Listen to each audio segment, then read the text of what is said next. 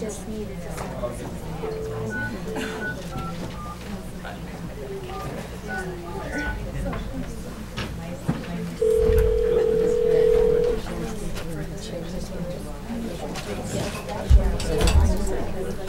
Hello, this is Lauren. started yet? Okay, sounds good. Just make sure we're missing part of that.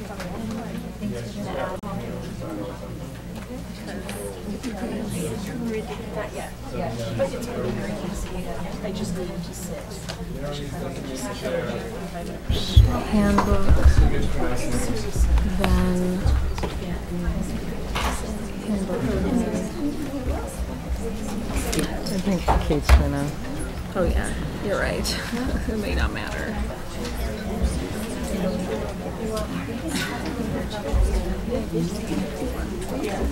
There's a pile over there.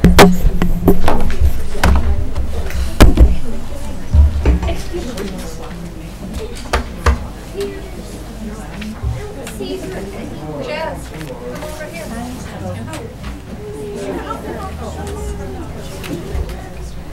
Thanks for scanning and sending that stuff. I forgot to respond to you.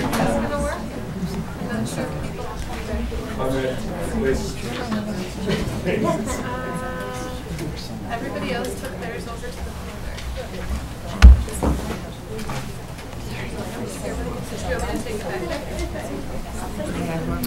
Okay, we're going to get started. I am standing in for Kate Taves until she is able. She'll be a little late this evening, but so called to meeting the Operations Work Group of December 10th, 2018, and we have quite a number of public appearances. So that's first on our agenda. We're going to get started. I'm going to ask that everyone be sure to stay to 3 minutes or less to be respectful of everyone's time this evening. And also that the person next in line after the speaker is ready to come up immediately. And so you'll know the 3 minutes are left when you hear a little beeper. And the microphones are turned on, so there's nothing you need to do there other than to speak into them for recording purposes. So first on of our speakers is Anna Moffett, followed by Michael Jones.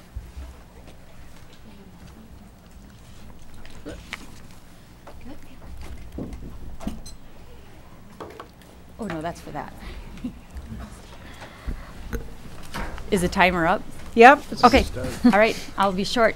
Thank you for providing us the opportunity to speak this evening. I know there are a number of folks here that will be talking about ERS and the special education allocation report that came out. I just wanted to share a few of my thoughts. Obviously, I'm a parent of, well, not obviously, but you all know I'm a parent of 3 children that have IEPs.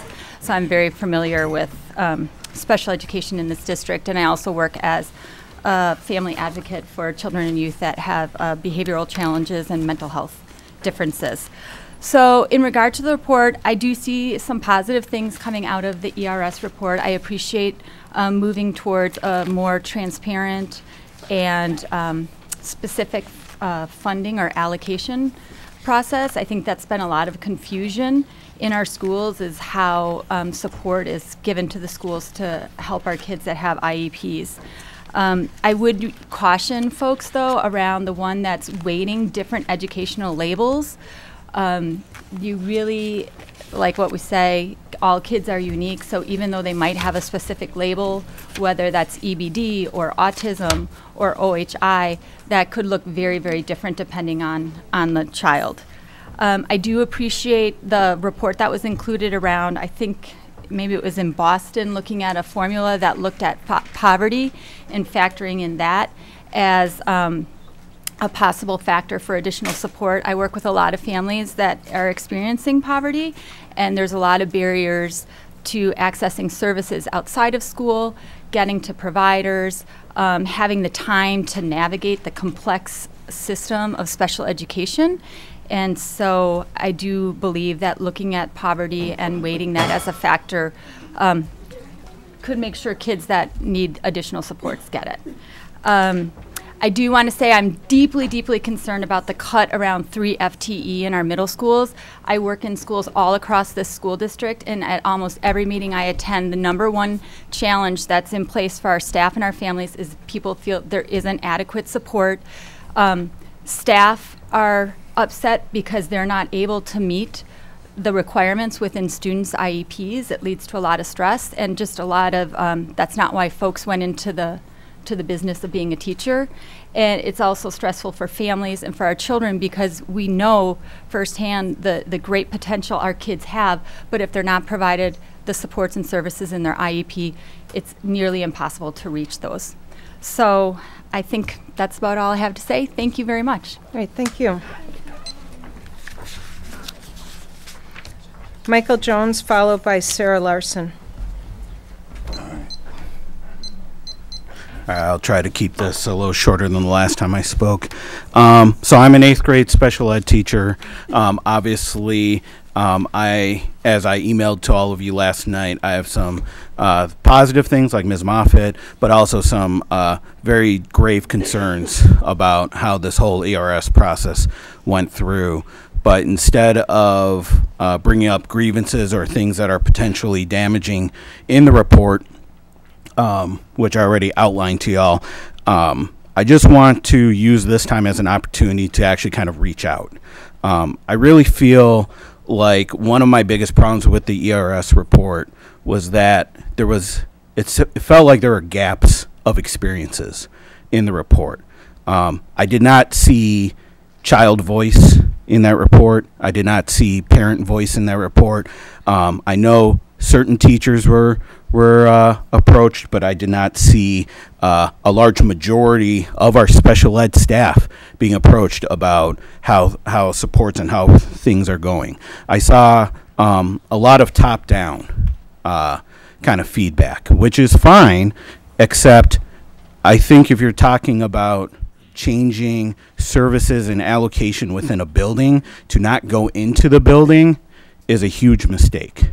So I say this as a special ed teacher that has not cleared this with my principal yet, but I know Ms. Vandermeulen has already taken me up on this, but like I really strongly recommend, if you haven't actually spent some time in the school with a student with an IEP, with a parent with an IEP, with a case manager for a half a day or a day, with an SEA, with our BEAs, with every single person that touches the life of a student, you know, from you know, the beginning of school to the end of school to after school, then I don't think there's any report that's going to be adequate enough to really talk about what our children need.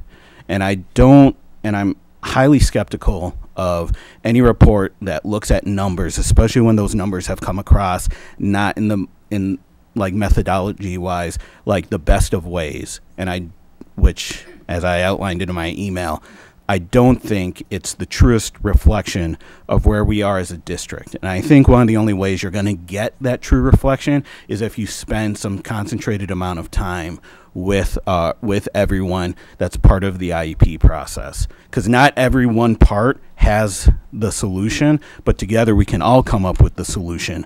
But if people are being excluded from the process, then I think what's going to happen is about 10 years down the road, we're going to have the same question, and we're going to have to pay another company $100,000 or more to do another report on this.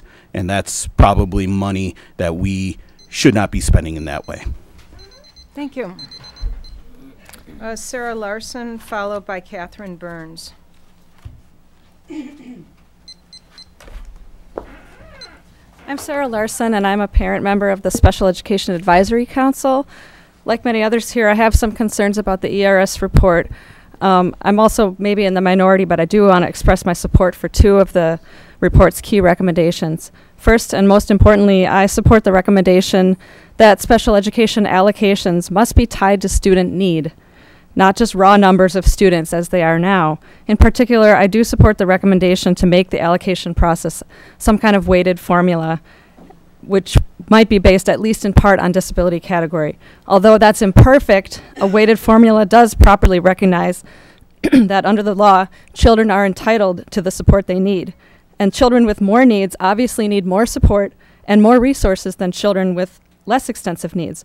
So any new allocation model must therefore differentiate for student need, because our current numbers model does not work. Second, I fully support the recommendation that the special education budgeting process must be tied to the special education allocation system. It is incomprehensible to me that the district's current special education funding is not directly tied to student need or service delivery. Instead, it seems to be a zero-sum game where every school competes for a set number of resources, inevitably resulting in some higher need schools getting fewer resources than they need, because the budget does not actually reflect actual needs in the district. Moreover, tying the allocation process to the general budgeting process will promote transparency and accountability, both of which are largely absent from the district's current allocation process. So I support that aspect of the report. I do, however, have some concerns about the report.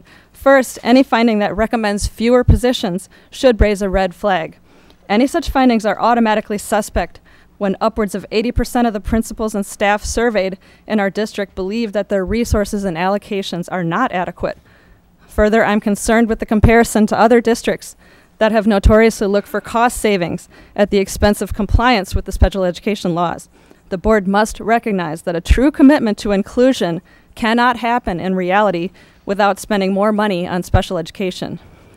Inclusion is expensive, but it's also the law, a civil right, and a moral obligation. Finally, and most importantly, I'm concerned that parent feedback is noticeably absent from the ERS report. The board should not go forward with any new allocation model without getting more input from this key stakeholder group, namely the families and children that are directly impacted by special education allocations. There's no need for another fancy, expensive study. All you have to do is talk to parents, and you'll learn from the people directly impacted that current allocations in the district are by and large insufficient to meet student needs. Even so, I did want to voice my support for the report's recommendations to tie allocations to student need and to tie special education funding in the budget to student need and service delivery requirements. Any allocation model the board adopts must contain these two key recommendations. Thank you. Catherine Burns, followed by Emily Schindler.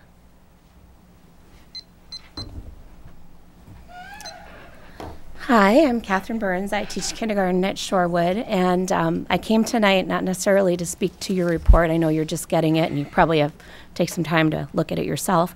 I'm coming because I have a problem right now with my classroom not getting enough support for special education.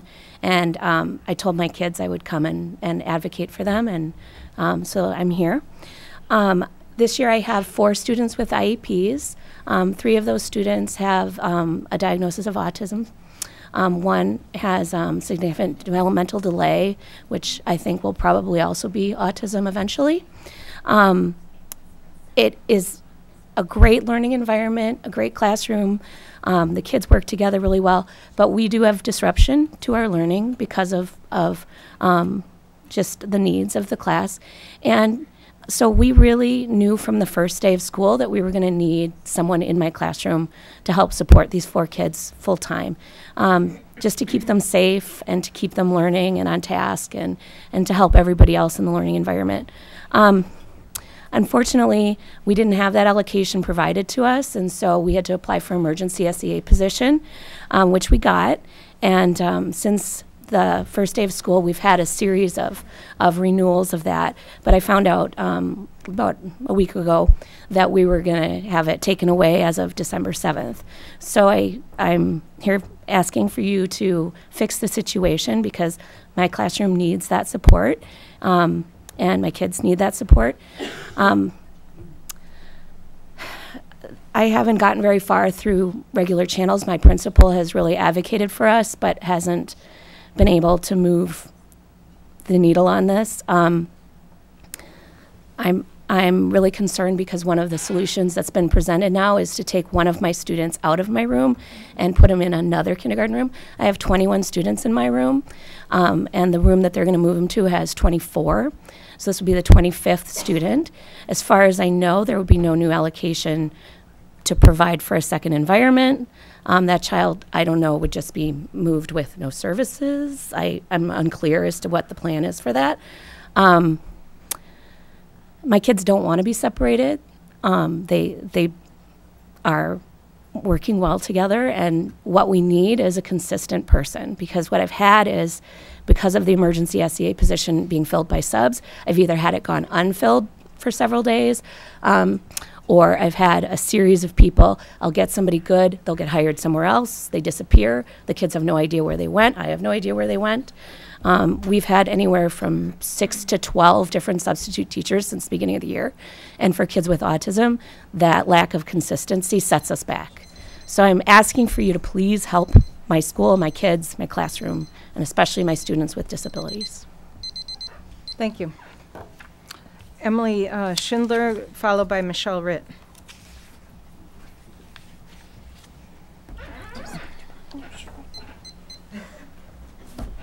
Hi, I'm Emily Schindler. I'm a parent of a student in Ms. Burns' classroom. My student does not receive special ed services, and I'm here to advocate on behalf of the adequate support that I think students need. So I've been kind of following the situation. In my profession, I'm a former teacher, and I'm in my 5th year of a doctorate in curriculum and instruction. I prepare teachers to teach, and many of the bright, young, shining new teachers who are learning so much in Madison Public Schools come from my classroom.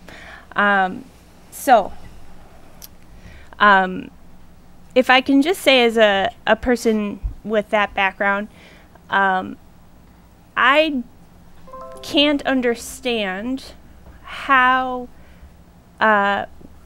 we could be teaching inclusivity to kindergartners by taking a child out of a classroom because they learn differently than other folks, right?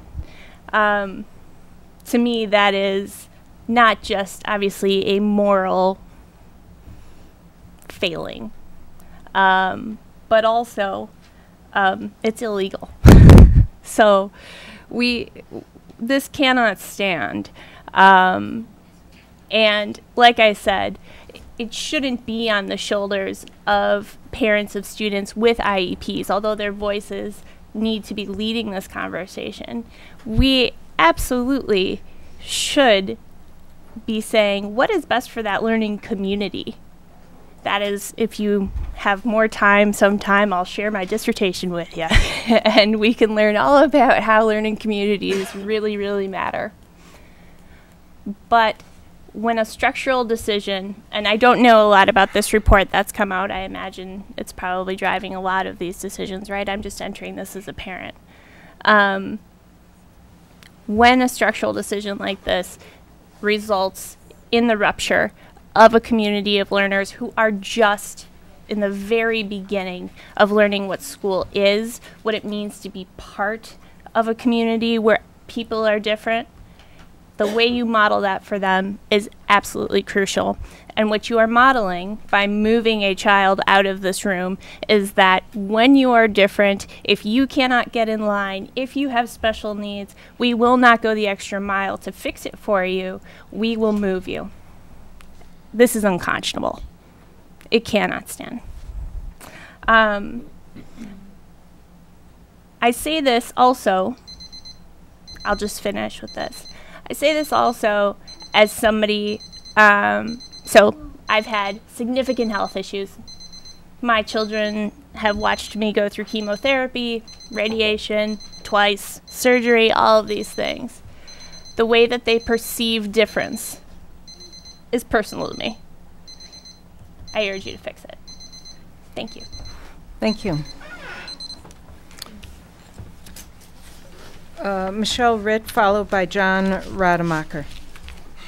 Hello, and thank you all for taking public comment tonight. I know all of you know me. I'm a parent. I'm also a special education teacher. También soy bilingüe.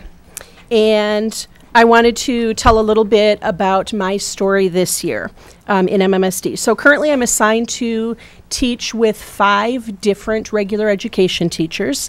In January, as soon as one new IEP is finished, I will be assigned to 6 different classrooms across 3 different grade levels in 2 languages. Currently, I have 2 students that are eligible to receive one-to-one support.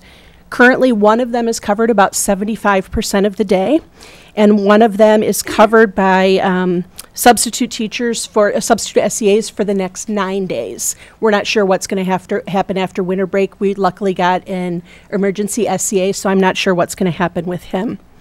So obviously, I have a very, very busy day. I am actually going to request a PD on how to apparate from classroom to classroom to save more minutes during the day. But if you take my schedule and divide it up amongst those 6 different rooms, you know, taking out, I actually do get my duty-free lunch almost every single day. Like, that is like core to my survival for the past 26 years in this district. I definitely get my lunch. Let's just assume that I get my planning time, which any teacher will tell you is not really true. So if I am able to apparate in between classrooms, I'm able to spend approximately 50 minutes in each one of my classrooms every single day. Some of the other time is covered by SEAs, some of it's not, but that's what MMSD is giving to each one of these classrooms. And don't assume that there's only one child in each one of these rooms. I mean, I have some rooms where there are 3 students and they have very, very different needs. So the 50 minutes that the licensed teacher is in the room has to be shared amongst multiple students. What does a positive learning environment look like with special education? It would take me a whole lot more than 3 minutes to explain. I would love to have more conversations that involve parents and teachers and as well as students. But I know for sure that a positive learning environment that incorporates the needs of special education students does not involve additional administration and different paperwork, little charts. To me, it kind of comes down to we need more actual staff working with actual children inside the actual classrooms. According to my research, and as you know, a veteran educator, I have done quite a bit of it. To me, it all comes down to students being successful are going to have more access to teaching staff. In addition to that, I really hope that we use this opportunity to change our allocation formula. Not all schools are the same, and we should not be all subject to the same formula. Thank you so much. Thank you. John Rademacher, followed by Joanne Yankee. Good evening. I am a parent of a student with an IEP, and I'm a teacher at West High School. I don't have a whole lot to add to what has been said before me, other than we need more allocation. Special education teachers and SEAs. I teach, or the model in high school where I teach is to put students with IEPs into supported sections, and there are a limited number of these supported sections that have, in my case, 11 IEPs, or 11 students with IEPs in a classroom of 28 students. So that is inadequate. We simply need more allocation to support these students. The current method is not working for them. Thanks. Thank you. Joanne, followed by Fawn OBrien.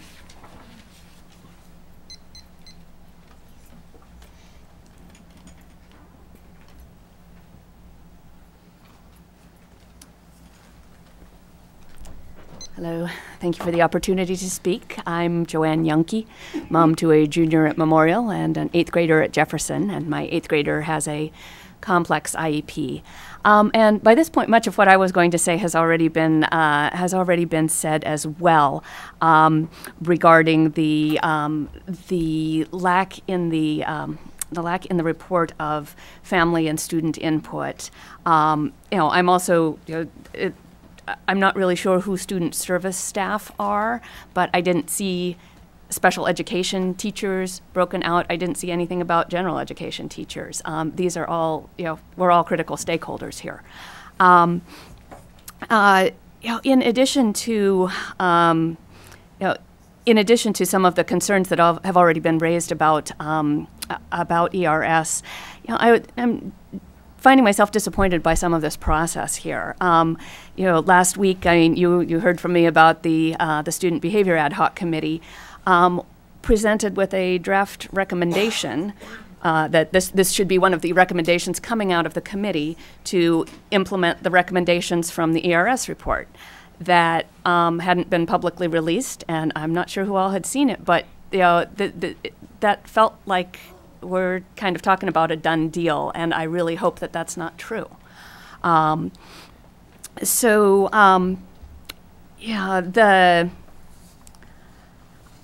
guess I'm also not understanding, I'm hoping to hear more about the methodology used to come up with the formula that produced these results. I mean, the basic concept of a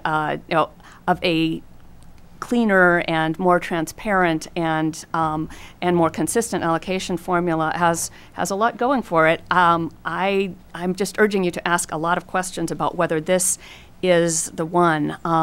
The peer districts that were compared to, the headlines are pretty awful about Denver violating federal rules and delaying students, or having a peer district in Texas where the headline was Texas illegally excluded thousands from special education. I'd like to hear about a similar district that actually has their act together with a successful inclusion model and a funding allocation model that is actually working well for them, and I don't think I see that in there. And that's a concern. So I guess I'm just encouraging the board to listen to what families and staff had to say, and to ask an awful lot of pointed questions tonight and in the coming months. There's still a sense of crisis regarding special education. I know a bunch of us parents came back in May and expressed this pretty loudly, and I just don't see how this recommendation is going to bring us the solution we need. Thank you. Fawn, followed by Tina Dorschel. Hi, I'm Fawn OBrien. I'm a teacher in MMSD and a parent of three MMSD students. I stand proud at the conscious choice our district has made to call out racism and make anti-racism and Black excellence a priority. When my oldest son began his career in elementary school, my family and I lived in Cottage Grove. I chose to open enroll my son in MMSD instead of sending him to MG because I believed in the diversity that exists within our district. And I believe that our district would stand up to racism that didn't exist at the time in MG. By the time my daughter came along, my husband and I worked to move into MMSD's attendance area because we believed in MMSD so much. As I said, I'm proud that we have put Black excellence in writing. However, if we cut special ed funding at the middle school level, that is where Black excellence will live, only on paper. It will become meaningless words. As a teacher and parent, I get to see daily how our kids are impacted because of the lack of funding and resources for special education students. And I would be remiss if I didn't call out the hypocrisy that exists between our district claiming to focus on Black excellence while also cutting special education funding at the middle school level.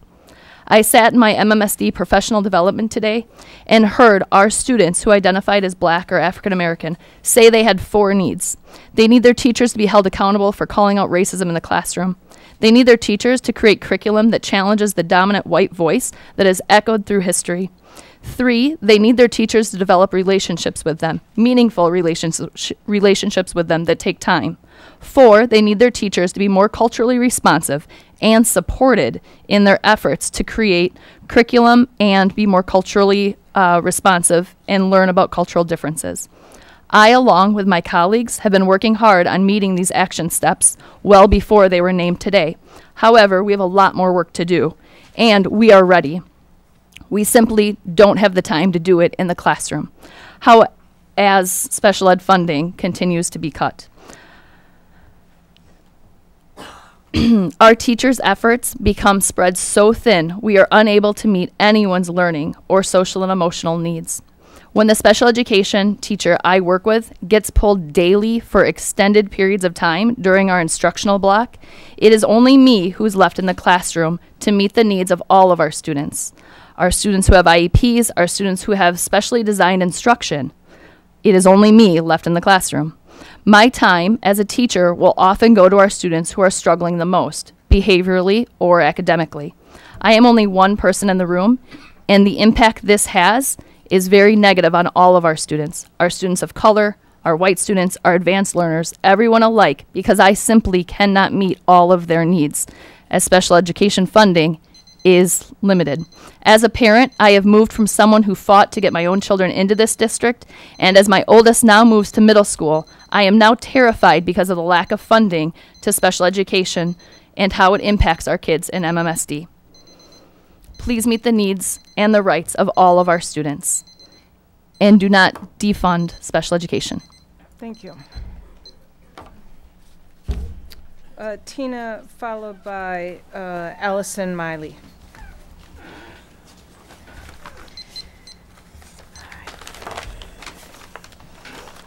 Hi, my name is Tina Dorschel, and I am also, like many speakers here tonight, I'm also a teacher in Madison in my 31st year as a teacher. I started as a special ed teacher, and I have been a regular ed teacher in an inclusive classroom for 24 years. But I'm actually not here as a teacher tonight. I'm speaking as a parent. I have 4 kids in the Madison School District, 2 of whom have IEPs. And I'm going to put a little bit of a story to some of the allocation requests you've been hearing from previous speakers. Last month, I attended my son's parent-teacher conference and was informed by his reading teacher that he had not received one minute of reading instruction in the entire first quarter, 9 weeks of school, despite the fact that the first hour of his day is spent in a class titled Life Skills Reading.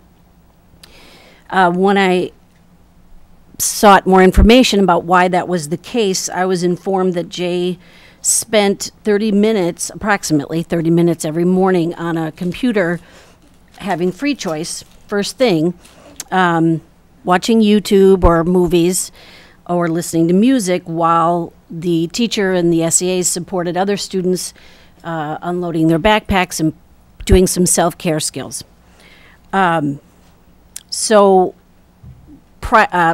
Right after the 30 minutes of free choice that Jay has, he's asked to come and join a group of 7 students for reading, which he has refused to do for 9 weeks. And when I asked what was his incentive for coming to the reading group, the answer was he could earn free time on the computer.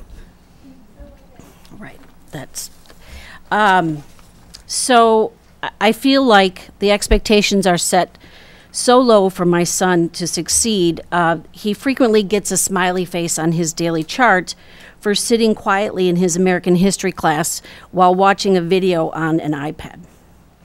So I didn't send my son to high school to be babysat. I want him to attend and participate in meaningful, interesting classes that will stimulate and engage him and that will prepare him for a happy and successful life after high school. So I'm just sharing that one brief example of the inadequacies of the support, not to shame or blame staff, but to just to let you know that there is a lack of adequate support, and to request that you not defund special ed, because my son and all students with special needs in Madison deserve better. Thank you. Thank you. Allison, followed by Danielle Keyser. Hi, my name is Allison Mili, and I'm a special education teacher and also a program support teacher at Stevens Elementary School. I'm here because I also have significant concerns about the legality of special education services in MMSD, and I don't feel as though the proposed changes go far enough. As a teacher in PST, I have heard regularly that we are breaking IDEA law in many ways, and I think you've also heard examples of that tonight.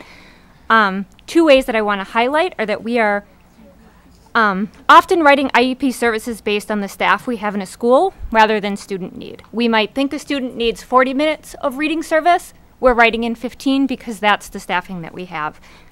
This is not legal or appropriate, but as teachers, we write what we have. And I think if you talk to teachers in the district, everyone is doing this. We're also not serving students in the least restrictive environments, Given our allocation, we're having to group students across classrooms, across grades, in order to get their specialized instruction, and this forces us to take students out of their classroom. The setting is almost completely determined by allocation and not by student need, and that's another legal practice that I know all of the teachers in MMSD would say that they're doing. I appreciate that the district is looking at a weighted system, but I don't think the one that is proposed actually looks at student need. I've had students with autism who might need 15 minutes a day of a social group, and then I've had students with significant learning disabilities who might need 2 hours a day of specialized instruction. I don't think label determines need. I think we need to look at individual students and what they need. I have another suggestion that I'd like the board to consider that wasn't addressed in the report, and it has to do with the number of special education students that are added throughout the school year. For example, at Stevens, I complete between 15 and 20 special education evaluations a year, and those students are not accounted for in the allocation process, yet we are obligated to serve them as soon as they receive their IEPs. I personally believe that a certain number of evaluations and new students placed in special education needs to trigger additional allocation. These students are often the hardest to serve because they may be placed in classrooms that aren't currently supported, so often we're pulling them out of their classroom to give them their specialized instruction, and they're not getting their legal right to least restrictive environment. I also want to mention that bilingual programs aren't addressed at all in the report, and I feel like they significantly affect how services are delivered in schools. We're often encouraged to group students, but students in the bilingual programs cannot always be grouped with students who are in the ELI programs because their core instruction, in the case of my school, is in Spanish, and in no way is that addressed in the report. Just in conclusion, I want to reiterate that looking at allocation is incredibly important, but the district has a huge gap, and I don't think 10.5 teachers even comes close to touching what the problem is, and we need to do better as a district to serve our students. Thank you. Danielle, followed by Joshua Rubio. I'm Danielle Keyser. I'm a parent of an individual with an IEP and an individual with chronic health care conditions. And I just want to say it's enough to keep, for the other parents and myself, it's enough to keep our kids healthy and alive and happy, much less to always, every night, be having to look at what's going on with this district and the education and just her rights here. You've heard from me before, and as I was thinking about, being able to come down here, how can I get you to really realize that we need more staff in the buildings, that the allocations just aren't there to cover, and we've talked about, allocations in the minutes in the IEP and all that. I thought I would go through her planner, and you'll just see there's nothing except the time she went to the bathroom. We'll just go through here again. I mean, just nothing. No assignments at all, just blank. So college, career, community ready, I mean, we're tracking her bathroom, and that's what's in this planner that I paid for. So I don't know how we're really setting an expectation of learning for students with disabilities and IEPs when that's what we're tracking. I'm sitting there at night trying to figure out what are we supposed to study. Let's say you say, okay, she can't hack it. There's nobody in general ed to write her homework in there. She can't write it in there, so off she should go to segregated environment. Okay, so she's there, and I'm asking the study hall teacher, and what is she supposed to be doing? Can you help her? And this is from a couple weeks ago. I hope to help her the best I can. When she's in here with me, she's dropped off by a staff member. I have anywhere from 12 to 17 kids in there, all with very different needs academically and behaviorally, all working on very different things. Okay, so 13 to 18 kids, and she's not getting attention in the study hall class. So I'm just trying to figure out how we can do with less. We need more. And this doesn't cover, when she has a question, how to get attention when she's lost in the hall, where to go, you know, the sort of the social curriculum around there when you've got the free time, the lunches, all of that type of thing. You know, what is she supposed to do and where is she supposed to go for help? So there's just no way we can afford to cut anything. You know, you can't see all of the needs. You've heard from me for some years about please come spend a day with she or I. You should spend a day with me and see how many times I check the email to get emails, you know, from this district. So I encourage you. I thank Nikki for following Abby and learning about the pathway, and I would strongly recommend all of you follow a student for a full day and see what it's like. Okay, thank you. Thank you. Joshua, followed by Margaret Rubio.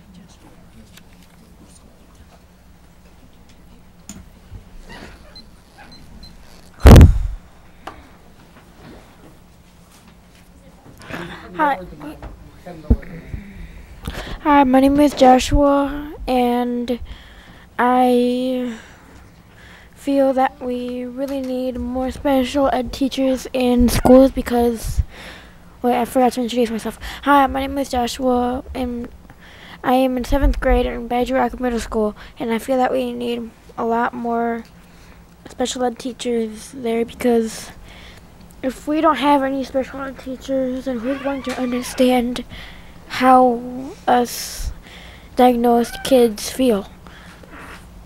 Because my experience at Badger Rock Middle School is that they don't really help us very well because Mr. Tran, who is the principal, he feels that he's more important than us kids because he pretty much doesn't pay a lot of attention to us. But he does only when we get into fights, and sometimes he blames everything on me because when I get into arguments or fights, he says it's all my fault. But it's not really all my fault because other kids started. And I just wanted to say that our school needs a lot of help, and Mr. Tran isn't gonna get us that help without your guys' help. Thank you. Thank you. Margaret Rubio, followed by Martha Serrard.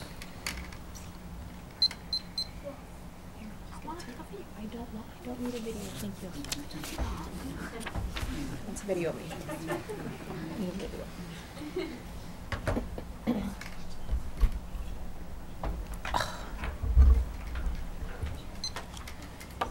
Hi, my name is Margaret Rubio. That was my son, Joshua.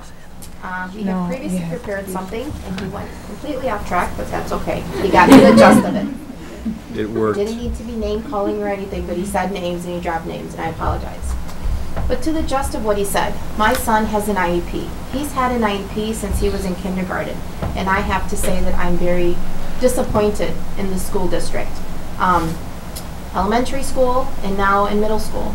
And I am very vocal and very verbal and very communicative in what my son's needs are. And it's not fair and it's not right. It is in writing. It is a document. And like I tell my son, it is a contract between you and the school. The school has to do their job and you have to do your job. It goes both ways. At one point he said, I have an IEP so I can't get in trouble. I said, excuse me, that is not the case. You have an IEP because you are special needs, they don't give you the tools that you should have for an education. And this contract, this IEP, is a tool for the school to use to help you get an education. And he hasn't had that since kindergarten. Now, just like one of the other women said, she has health issues, I have medical issues too. A lot of us have a lot of things going on. And it is not fair that I have to continue to be that person, Medea, as my son says. Are you going to be Medea today? It's not fair. Just like my son says, it's black and white. There are things in my son's IEP that have not been, they're non-compliant right now as we speak.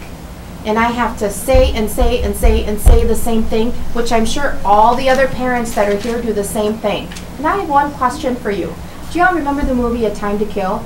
Right at the very end, when Matthew McConaughey looks and says, now imagine that little girl was white. I want to ask you, imagine that was your daughter or your son or your child. How would you like this kind of treatment? Diapers not being changed, bathroom breaks not being held up to par. My son also gets the break of, hey, if you're good, you get time on the computer. That doesn't help. At my son's conference, the teacher said, I was right next to the child. And your child, I said, copy what I just did, and he couldn't do it. There's a reason why. There's a reason why my son is taking forks out of his pockets and saying, the next time you say that you're going to beat my ass, I'm going to stab these in your face. There's a reason. He gets a lot of, he just said it. It came out of the mouth of babes. And at his last IEP meeting, he said out of his mouth, why aren't there groups or talks that help people with their issues, like dyslexia? He doesn't have dyslexia, but he knows somebody has dyslexia. So there needs to be more done. I come and I keep saying the same thing for the same reason. I just ask this. Would you accept your child having this kind of education and this kind of help? What would you want for your kid? Thank you. Thank you. Martha Serrard. We need to move this wheelchair, please.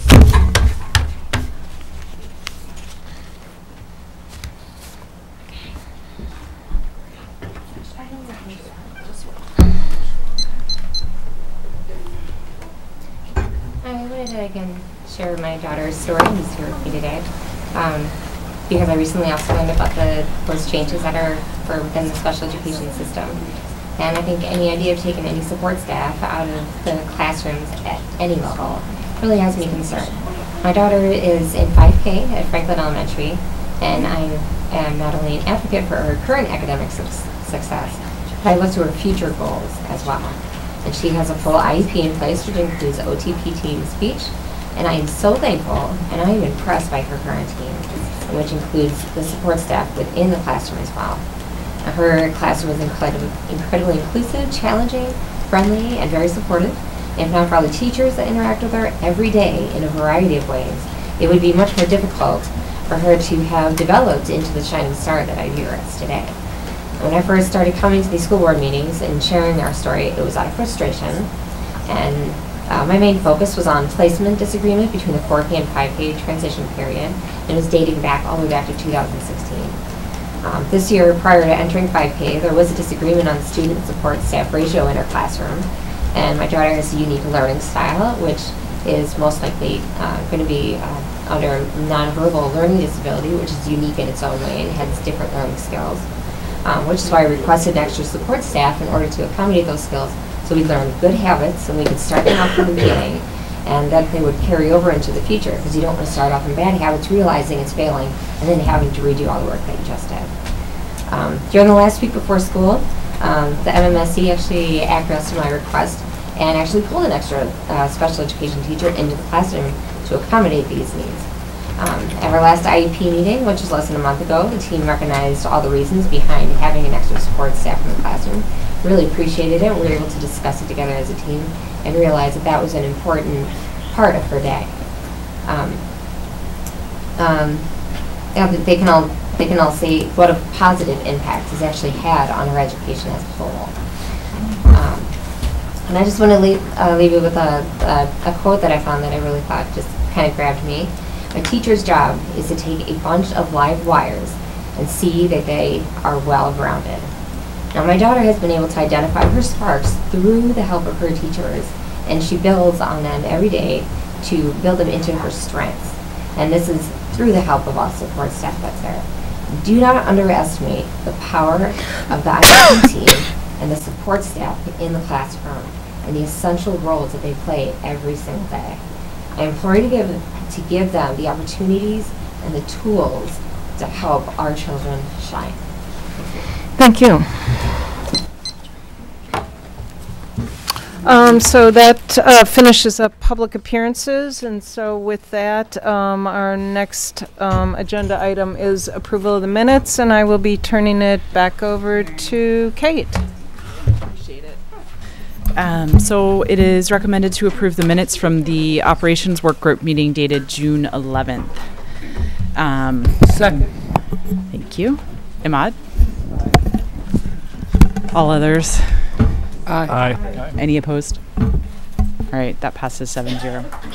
So the first item, we have three different topics up for discussion this evening. The first item is a review of our school safety plans, and then the main topic will be the middle one around both budget as well as the ERS report. And then the final item is the employee handbook recommendations. So I think Karen and others, are you?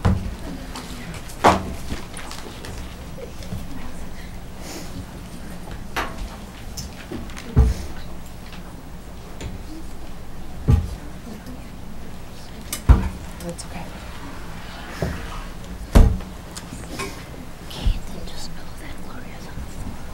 Okay, perfect. Thank you. Thank you, Barb. Yep.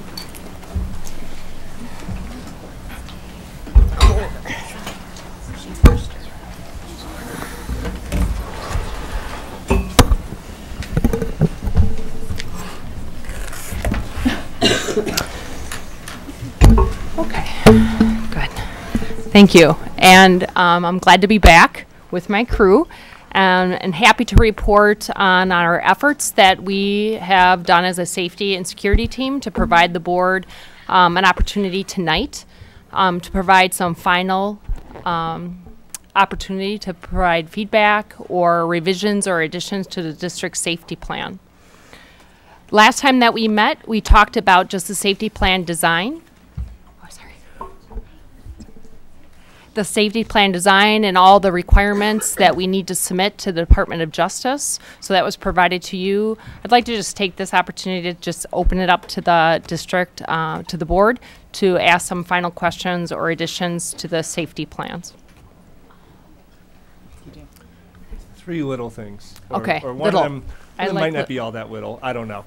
One of the things is that when we discussed before that trying to align the language in policy 4147 with the with communication to families about safety drills. And if we want to revise 4147, we have to have it on a work group agenda before we can revise it. I'd like to make sure we do that because the recommendations here are different. That the language is ambiguous and leans away from what our current recommendations are. So that's number one. That's the most complicated of them. Can I get that one quick? Yeah. That is on the docket for January. Yeah. Cool. So yep, we're on top of that and fully agree. And I'm glad to see Joe just sat down because number two, I don't have the expertise at all, and I don't know.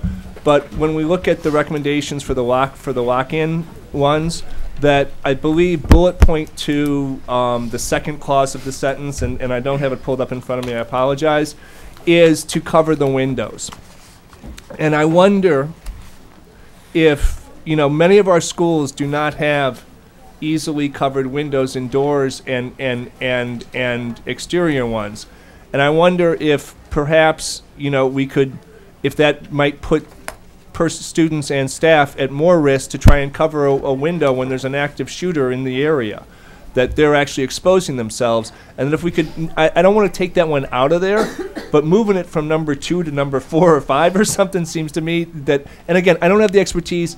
You check the experts, but I'd like you to take a closer look at that one. And it's just one that kind of like goes against common sense to me. And the third one is a recommendation from the ERO ad hoc committee, which is that each school has a designated person who has established lines of communication with the police department and perhaps the fire department also.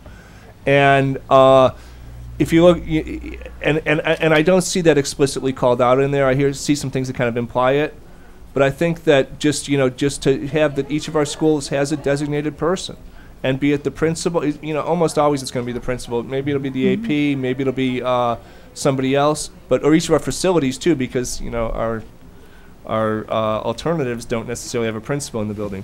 And just to, and emphasize that to establish, before a crisis, to establish those lines of communication, have a point person and that kind of piece. So those are the three things that I saw as worth calling out in this meeting. So, and I think we're all on the same page, more or less, right? Yep. Thank you. Yeah. Any other comment? Gloria, do you have any comment? No. Okay. All right. Anything? You hear me? Any last Yes. comments? All right. So just a reminder, this is an action item for us this month ahead of January by state statute. So yep. So you for pulling a lot together in a very short you period bet. of time. You will receive all items by this weekend, so that final review on Monday. So it'll be great. Okay. Thank you. Thanks, guys.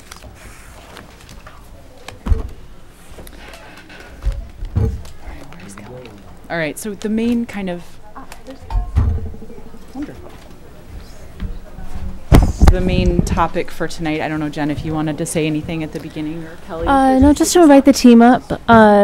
Kelly Rupel, our Chief Financial Officer, Jay Affeldt, John Harper, and Lisa Quist. I will just bring everybody up now so we can roll right into all budget issues. We'll just give these guys a chance to get settled, and Kelly will get us started when she's ready. All right. First, I want to apologize. I am losing my voice, so I'm going to keep my talking points short, and I have my team members here who can speak up more loudly for me if that needs to happen. So we are here today to talk about the budget allocation process at a high level, and then spend some time diving deeper into the education resource strategies report and what implications it might have for next year. So Lisa and I will get started for the overview part, and then we'll hand it off more to John and Lisa for the second part of the presentation. Okay. So this is our budget timeline. You've seen this slide before. We are now in the December month. Last month we spent some time talking about total compensation. This month we're in pre-budget guidance for the staffing and allocation discussions. That will lead us then into January, which is our official kickoff of the budget season, and a very important time for us to look at some budget scenarios and start to really hone in on what our core assumptions are.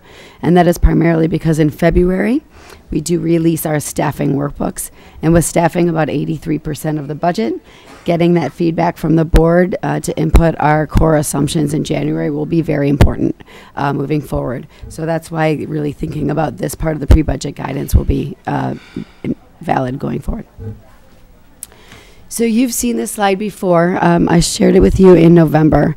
In November, the point I made regarding this slide was that the green arrow on the bottom is where revenues match expenses for the 1920 and 2021 school year. That is where we will need to be by June. Walking into the November board meeting, the red arrow was where some of our assumptions had landed us, with looking at maybe what a $5 million reduction might be to get back down to the expenditures equaling revenue. Coming out of the November board meeting, however, we did have some feedback from the board regarding total compensation. So we've added the new top kind of pink line there, which just helps to illustrate us to the big decisions that we'll be making over the next couple months. When you look at that top kind of pink line in the 1920, that is a $10 million gap for the 1920 school year. Looking forward to the 2021 school year, if that were to roll forward, that would be looking at about a $20 million gap in the 2021 school year. If the total compensation and other and priority investments of the board were to play out, that would mean some of the other expenditures would need to come down by June. When we look at the 15-16 timeframe, what we call our kind of our equity cut years, you'll see where our expenditure line is. Those were the years that we made about $6 million worth of cuts. So just to put it in perspective, for those that were on the board back then, kind of what we were looking at in the 15-16 timeframe and up to this year. So a lot of room to maneuver. We're still in pre-budget guidance. Just want to put all these conversations into perspective for you. So this is our we are here. After talking about total compensation, tonight's talking about staffing allocation. And then in January, we'll be looking at those core budget assumptions in order for us to release our school workbooks by February 14th. Our primary goal, in order to meet our diversity hiring goals, is to get those workbooks out as soon as possible. So we created this slide to help put a picture in the board's mind of what our staffing and allocation process is here at MMSD. It's largely an internal process. What you have on the left-hand side is our school workbooks. That's what goes out by February 14th. And then our school office allocations, which after the workbooks are out, that's our next focus. Between Lisa's team and our budget office team, we work very closely together on this work. This is an important part of the budget, in that 83% of our entire budget is spent on staffing. That's totally typical for us, for a district, particularly a district our size, but it is the reason why it's a major component and one of the first ones that comes through in our budget process. Just looking at the school workbook side, that's about 75% of our total staffing allocations that go out in the school workbooks. My office works closely with Lisa's team on the regular ed and the DLI staffing. The major input there is going to be our enrollment projections. How many students do we expect to have in our schools for the 1920 school year? You're familiar with Andrew's report that he'll be releasing, and releases about this time every year. That's the primary input that we use. And then we use our class size policy as the major parameters for that particular part of the workbook. On the student services, it's another input into the workbook. John's going to be spending quite a bit of time on that. So I'll just pause, there and let John pick up that particular piece of pie later on in the presentation. On the right-hand side, where it says central office allocations, it's about 25% of our overall staff go out through that process. And there's a couple different components to that process. The first is what we call our Doyle Flom-based, but they're actually allocated out to schools.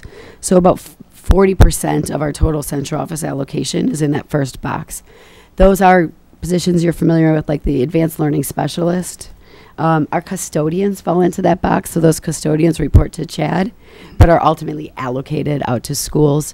The PSTs in John's department are another example of who falls into that first box. The last box, the Flom and White box, that's about 35% of the central office allocation. Those are primarily not Fund 10 positions. So food service workers, for example, your MSCR Fund 80 employees are all underneath that bucket. And then in the middle, we have our central office departments. It's about 25% of the central office allocations, but 10% of our overall budget each year on average. So that's the way to think of how we work. We work in these two phases, and then these are the various key components that go into each of these work processes. So this slide really details and operationalizes the work that the teaching and learning side of the house does with the budget office and how closely we work together. And I can tell you, after being a principal for 11 years, there is nothing more important than getting these buildings set up to serve the needs of students for the following year. And lots of principals are thinking early, even now, into December and January, about how to best do that, using the class size policy, using the enrollment of their students to get their buildings set up right. So as you can see, we've already started. We started back in November, taking a look at resetting the workbooks to the projected enrollment, looking at conversions that were made, looking at last year's workbooks, and doing a reset based on the projections that we have going forward. What we do then is we actually run the workbook through a model. We actually use some logic in all the different areas. Logic that includes if it's an AGR school, if it's a class size parameter that we have. We take a look school by school, and then we adjust where needed. And then the 1920 school workbook goes out on February 14th to schools. And that allows us to have enough time to pre-plan with principals. We kind of call it our phase one. It actually starts as soon as principals come back from the winter break. And then we go into actually a workbook feedback session where principals come and they bring a draft workbook to share with the teaching and learning team. And then it moves into a pretty rigorous phase 3 approval and consultation process with principals and teaching and learning and budget staff. So it is, there's a lot of work that goes on behind the scenes here, lots of inputs, but I want to also be sensitive, right, to the very human part of this process. We actually take a look at schools from year to year and take a look at what the cumulative changes or adds or differences might be to schools so that we can build in as much stability as possible in the workbook and allocation process. We take into consideration, as you can see, Title I funding. We take into consideration schools that may have dual language programs, 4K, if they're AGR schools. So all of these go into the thought process that the workbooks actually need to encompass before they actually go out in the middle of February. And we actually have our first principal meeting next week already to start talking about this. So the pre-planning will start very soon.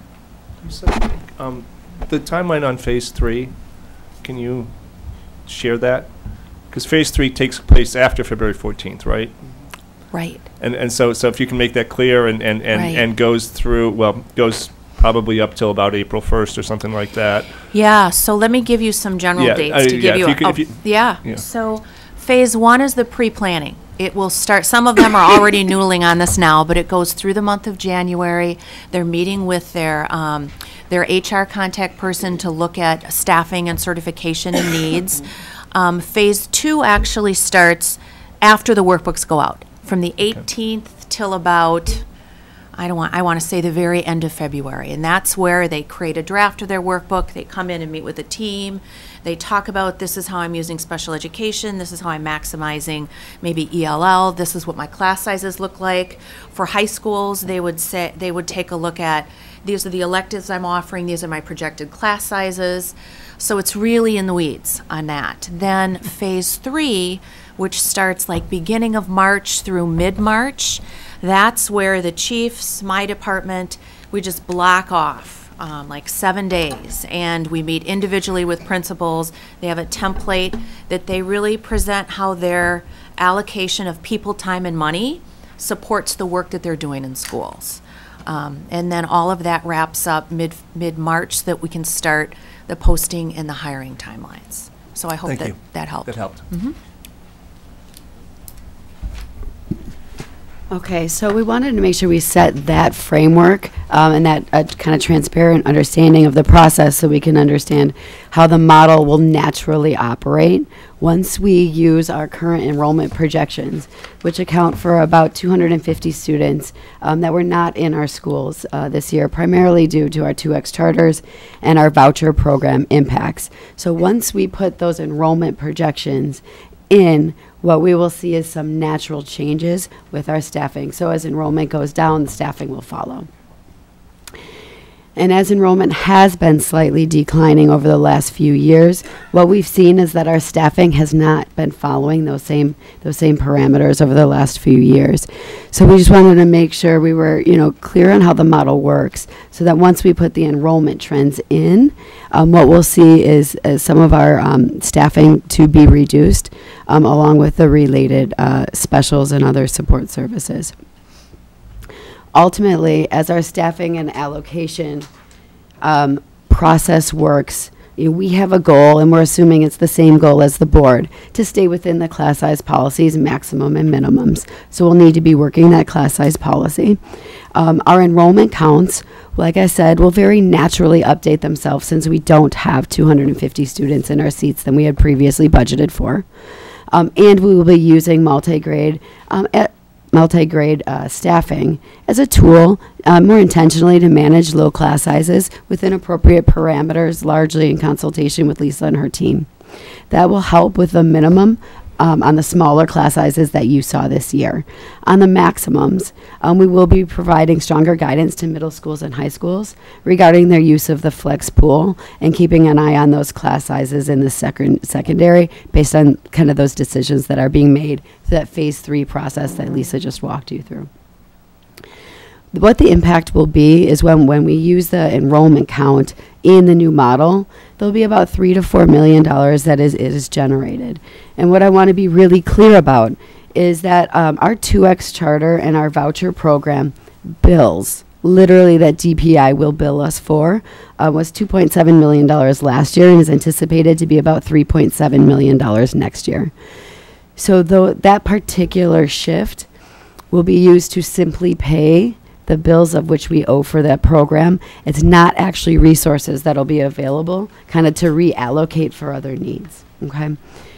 Any decisions the board does make above and beyond our revenue limit funding will be decisions that the board will have to make on the opposite end to repurpose from something else in order to bring us back down to that green line that I mentioned to you earlier. So depending on the board's decisions, at this point, we're assuming it's a range somewhere between $2 and $6 million.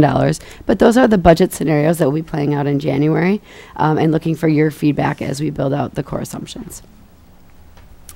And last but not least, I just wanted to acknowledge that there are long-term goals here in place too. You know, we've heard the board's comments around some of the smaller class sizes, particularly in the DLI program. We've clearly heard some of the board comments regarding some of our small schools. We acknowledge that feedback, and it is something that we're working on. I don't know if it's something that can be accomplished for the 1920 school year. The ELL plan is taking that into consideration, and our long-range facility plan will take that into consideration alongside instructional programming kind of decisions that will need to be made in the upcoming years as well. So that's what I had for tonight. Yep. And I will open it up. We're going to take a break here for comment on kind of the first grounding of this conversation, and then the second half we'll dive more deeply into the ERS just to kind of frame it for the board members. So comments on kind of Kelly's upfront presentation now, and then on student services in particular later. TJ. Yeah, thank you, Kelly, and Lisa also. I think that, you know, the more transparency I think that we bring to it, and also I think that there's a little confusion when we're going to go into the special education allocation things, is that we don't have systems, and we do have systems, and some of them are more complex than some of the things being proposed, and some of them are less, but we do have systems. So, and you know, and they're good systems. They're not the best systems, but they're good. You know, and so I think it's good to share that.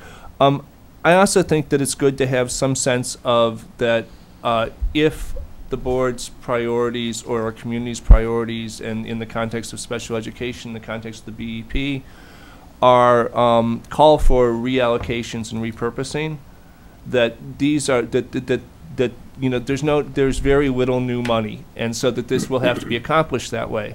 And I think that it being December, to have that as a shared understanding is very, very important.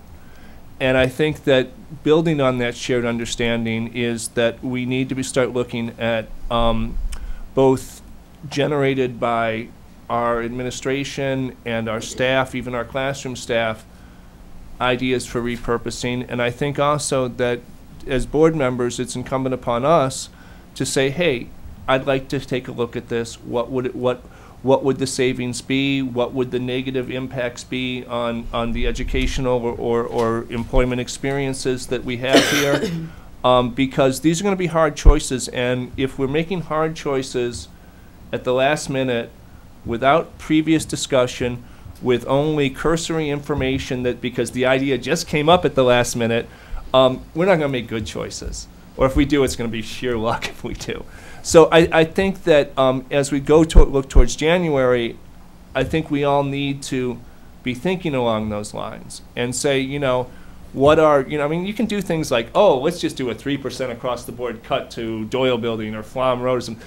Those generally don't make sense. And so I think that we need to have this dialogue. You know, I'll throw 3 or 4 things out there right now. And number one is, what's the savings to go from 3 to 5 year replacement on our Chromebooks? I don't know. I mean, is it $1 million? Is it $2 million a year? I think that we need to re-examine every position that's labeled assistant director or coordinator, and those positions have to be justified. And I think that many of them will be justified. I think there's good people doing good work in those positions, but I think that that's kind of just, you know, broad categories we need to re-examine.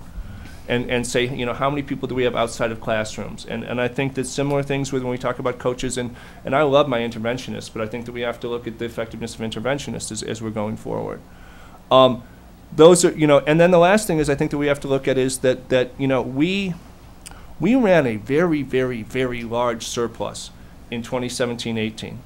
very large surplus, and we are spending the vast majority of that surplus on electronic door locks. And that surplus was originally allocated for teaching and learning purposes. And I think that, you know, if we want to, it's not a long-term solution, but in a short-term solution, that if we, that we, instead of taking out a fund balance to buy electronic door locks, we save in fund balance and spend it next year to teach on teaching and learning. To me, I think it's worth examining. So those are my ideas there. And again, thank you, but I think this conversation's got to happen, and we have to, and I think January is, you know, that we have to, it can't come in February and March, because by then it's too late. Mary?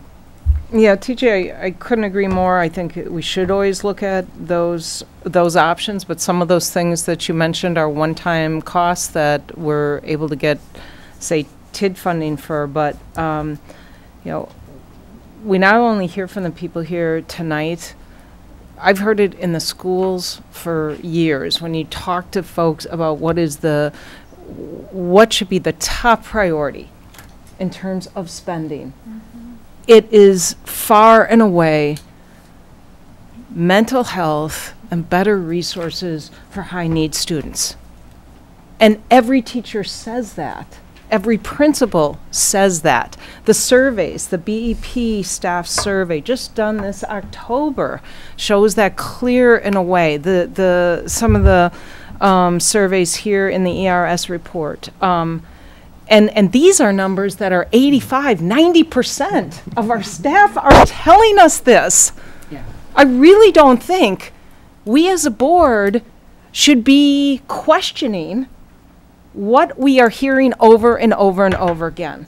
And I think we have to react. And personally, that to me is the highest priority. I frankly don't think, TJ, we're going to get there 3 years to 5 years on the Chromebooks. Frankly, these, you know, they're students. They get beat up. They get dropped. And I do think that I also hear how the technology is been a real plus, but I think we are going to have to make very difficult decisions, but I also want to see what we are going to do to address those two issues, mental health supports and supports for high-need students, and we are going to have to make tough choices. But they need to be on the list as to how we're going to better support our staff and our students in schools. Nikki? I just would like to echo that I like TJ's idea on going through programs, but Mary, I really appreciate what you say on that, because I've gone into the schools, as of you, as of all of us, and that's what I hear from every teacher. That's what I'm hearing from kids. That's what I'm hearing from parents. I shadowed Abby for a day. Some of the things her mother said are absolutely true because I saw them. And it's problematic because the aid was great when they could get them there. But if they couldn't get the aid there, the aid was sick, she just sat there. And that's problematic, and I would like to fix some of those if possible. I'll just, the other thing, we've seen promising results from some of our, for our expansion in the partnerships, the mental health areas. And I think there's a lot of our students in our schools who are not getting the type of mental health supports. Yes, you can have the aids, but you know, that's not getting at the root issues. And I just think it's not easy, but, and it's every single school. Gloria, do you have any comment on this kind of initial section? No, I don't. Okay. I mean, maybe just to jump in myself, I mean, I agree with everything that's been said. I mean, we tried to raise kind of this grounding for where we are in the budget now, because by February, when our workbooks are committed, many of the assumptions for our budget are done. Right, they're firmed up, they're solid, and 83% of our budget-ish will be committed. And at that point in time, we have a lot less tools to navigate closing any budget gaps, whether it's $4 million, $6 million, or more, to invest in some of the things we're talking about, like mental health and high needs students, et cetera. So if we want to create the value to invest where I think many of us would like to, we need to make choices before February, and likely after February as we continue through the budget process. And so we wanted to kind of just make sure that that was very clear now, because it's our assumptions that are going to drive the workbooks, right? It's our guidance on the class size policy. It's our guidance on some of the other quantitative, adding staff, subtracting staff. That's what's going to be baked in by February. So, Jen, you looked like you wanted to say something. Yeah, I want to remind the board that typically we've always started with staffing as the first big rock, for multiple reasons. One is certainly the timeline related to workbooks, so that we can start hiring early enough to be successful there. But because we want to do the best job that we can meeting students' needs, and clearly we're still not doing that well enough. So there's just a reason we start there and as the first big rock. So I'm probably pointing out the obvious, but it seems to me that we want to keep our eye on that prize. Yeah, I just want to add that the visual that kind of drives this home in a lot of ways, especially after the main topic today, is the chart that shows the staffing by category there from 15, 16 to now. And the ed assistants and the bracketed EA, SEAs, even though we've had a slight increase since 2016, that one has gone down dramatically by over 50. So it's kind of a, and that kind of drives this visual home to us, that, all right, we got an issue there. Yeah. So maybe that's a good segue. I mean, maybe just an ask from me to the board as we head into the holidays and the break. I mean, when we come back in January, that's the time for us to kind of have the conversation around guidance on staffing, right? Like on this big rock that we start with, to the degree we would have any changes to what's already agreed in our class size policy and other kind of programmatic policies. Kate, if it's okay, is it all right if, I mean, that stood out to me, that EA line as well, when I looked at this chart. Do you guys have comments on that? There are reasons why we see teachers go up. I can speculate. I mean, I don't know precisely on the EA, but I can hazard a guess on the SCA. So remember that resources are provided to schools in 3 categories, at least for special education. There's base teacher, there's a flex pool, and then there's supplemental SCA. The principal has the option to convert in the flex pool into the teacher pool or into the SCA pool, depending on their needs. And so I would expect that there were decisions made around prioritizing the needs of teachers and at the expense of support needs for particular schools. That would be my guess. There has been no reduction in our special education budget. You can look at past budgetary numbers. I mean, we have not, as a group, specifically reduce SEA. So I think it's actually just like the site-based decision making around prioritizing certain decisions, whether it was on instruction or otherwise. Yeah, and this is repeating what John said, but just looking at it from a different perspective. These numbers are kind of your budgeted numbers, so it's how you start the year.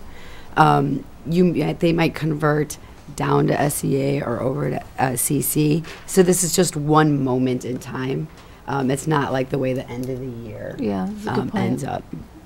And it doesn't mean that these were necessarily the best choices, but these were the choices that were made. Short comeback. That very well might be, and that's it. But the point is that doesn't make sense. It just doesn't make sense from what we hear, and it's not what seems to be needed right now. This isn't really a criticism of how it happened, or I don't even, there it is. How it happened we can find out, but what that. I don't want to spend a lot of time on that. I want to spend more time on what we're going to discuss next. Agreed. And how to jump that up to meet the needs that we all hear about. There's just too much of that. So that's fine. And it's not, what I said was not a it's not a criticism. Yeah, it's an It's observation. just that there it is, sitting right in front of us there. Okay.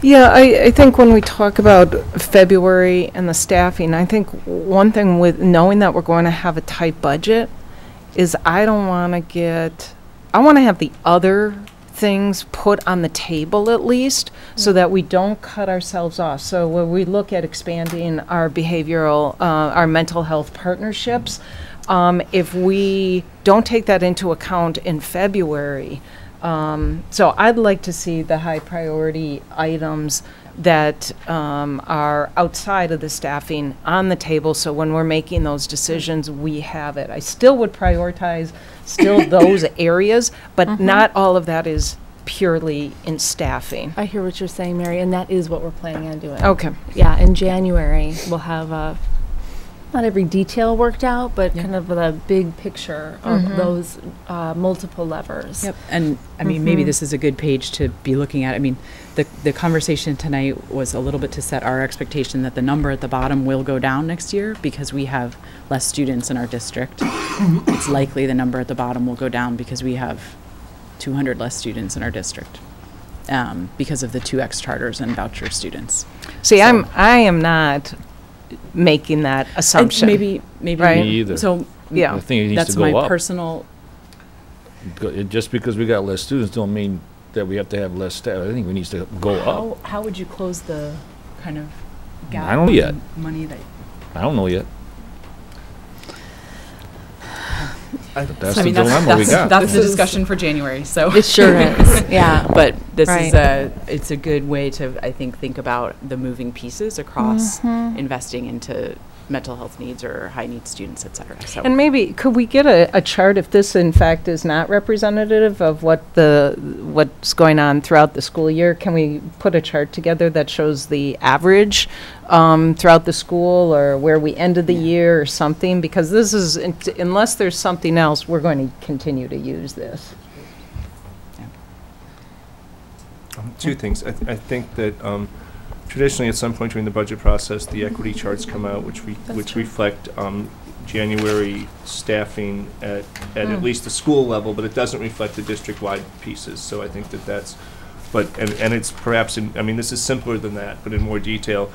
If we're going to be following this, I do think that separating out the chart in the budget book that follows this separates out school-based from non-school-based.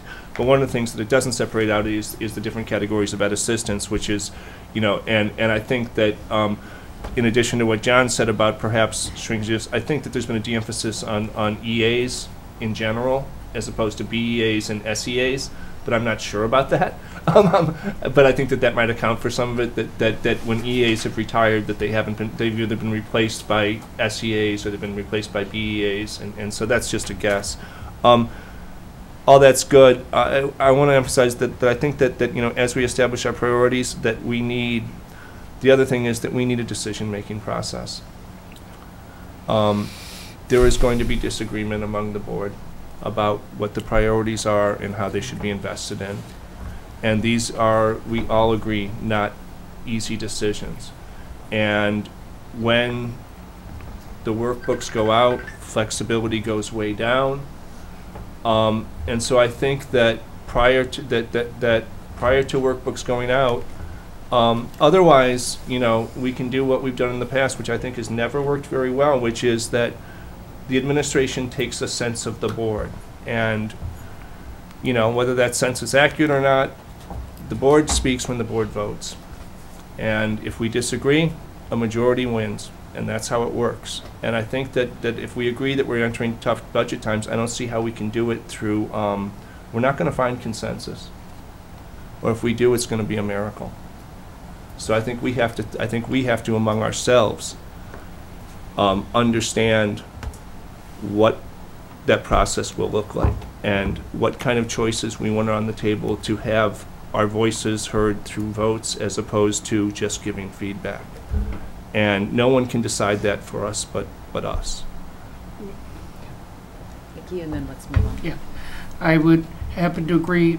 One being the last night of Hanukkah, miracles can happen. But number two, I agree that we need a process. Is there a way where we could have everything on the table and then just do a series of votes? So I'm hearing from this discussion maybe two things. One is, let's make sure that what we bring back in January has all of the high dollar value investment areas that we'd like to bring for next year, whether that's programmatic or otherwise. And you know, we did raise this the last time we had this discussion as well around a vote. So I know we've struggled a little bit with figuring out what exactly that vote is for early in the budget process, given that there's a lot of open parameters still from the state and the state funding side. So let's revisit that and see if we can come back with something that actually makes sense. Are there any other summaries that you guys? Okay. All right. So why don't we dive into kind of some of the new information then, and we can discuss the student services piece. Okay, I'll kind of start off and just remind all of us where we've been in the past and how we're actually gathering at the table today. So last fall, we started the RFP process and wanted to work with a partner to research an equity-based resource distribution process and model aligned to our belief and vision in the school district. Many of you might remember, and we hear a little bit even today from our families and stakeholders, that there are challenges still within the allocation process in the schools. So this past year we had greater success with an all-in model that we kind of went with, but there still are challenges, so I want to acknowledge that up front. So we engaged in the RFP process and we brought forth a recommendation in January of 2018. And we built our work with our partner, ERS, around our commitment to inclusive practices. Our ultimate goal was not just to ensure compliance, but really more importantly to accelerate the learning of our students with disabilities and really improve our social and emotional learning experiences for students. We really thought that this was internal, and we still believe, and we worked with the ERS because this was internal help that we needed. We really wanted to figure out how to do this differently, do it in a more equitable way, because we felt that our current system actually was not equity driven. The project was very narrow in scope, actually. It was about sort of the economics and the budgetary expertise that we needed. It was not a full-on external evaluation of the special ed plan. It was actually a very narrowly focused bucket of work. The project was really working with us to inform our resource allocation model that was aligned to our own beliefs and vision. So I'm going to let John speak a little bit about special education, and then Jay's going to chime in when it comes to behavioral health and student services allocation. Can we have a discussion of the special education before we jump into the BEP stuff? Yeah, why don't we let the That's what we're first doing. 3/4 of the presentation, and then we'll pause. I thought it was we were. So did I. Yeah. That's the way I took it too. All right, so thank you for the opportunity to speak, and thank you, Lisa, for setting this up. I think I'll just dive right in, kind of sensing the expediency of getting to the point here.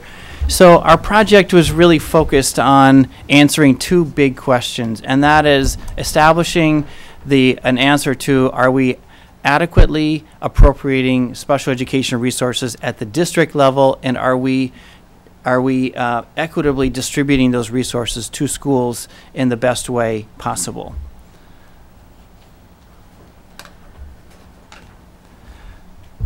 While this project is focused on district and school level resources, we concurrently collected information on best practices around the how-to. So we did a little bit of both, but focused primarily on the how much and are we dividing it appropriately.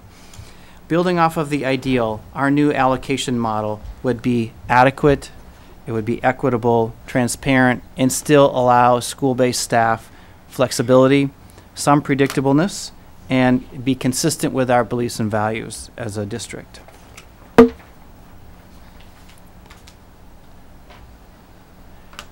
These three arcs of work were meant to help illustrate our larger vision of coherently connecting the allocation model to the district budgeting process, the instructional design process, to realize and the ambitious goals that we've established for students with disabilities. Again, our focus was really on the first arc you see in the green box there, focused on the allocation model. While these may be longer term goals, we have made inroads into all three actually. Specifically, the results of the transition project of the summer helped establish some best practices with the service deliveries and instructional designs of schools. So we're happy about that progress. Did you want to say something or? No, I'm okay. just adjusting my seat. Okay. Okay. The research and diagnostic findings helped us identify key areas of improvement. Specifically, differentiation of resources, transparency, flexibility, and then grounded in inclusive education. So our proposed, our allocation model is designed to meet two primary objectives to differentiate resource needs. Those were around specially designed instruction and two, the support needs that students require throughout the day. So instruction and support, those are the first 2 points. So after considering multiple possibilities, we determined that a weighted model based on categorical area made the most sense for us. After reviewing input from stakeholders, we also revised the supplemental SEA factors that we used to determine the level of support needs, as we felt that'd be more responsive to student needs. And as you will see in just a few more slides, our process is intentional in that it will be feeding into the district's overall budgeting process, which is, I think, a hallmark piece of our proposed change here. So specifically, a weighted formula based on categorical needs. I will be going into that a little bit more depth as to why we chose that, but if you could just hold on for a second to understand the other aspects of our proposed changes, because I think it's sort of a whole package, so to speak. So expanding our capacity to provide therapeutic day school options, and mental health supports is critical. We want to continue to improve our service delivery models and share best practices. In other words, how well are we using existing resources. We continue to make adjustments to better support new and provisionally certified staff. We know that this is a key area of support needs, and we've made internal adjustments to do so. That said, there's more to be done in this area. And then lastly, my recommendation would be that we pilot the new model with targeted elementary, middle, and high schools for next year.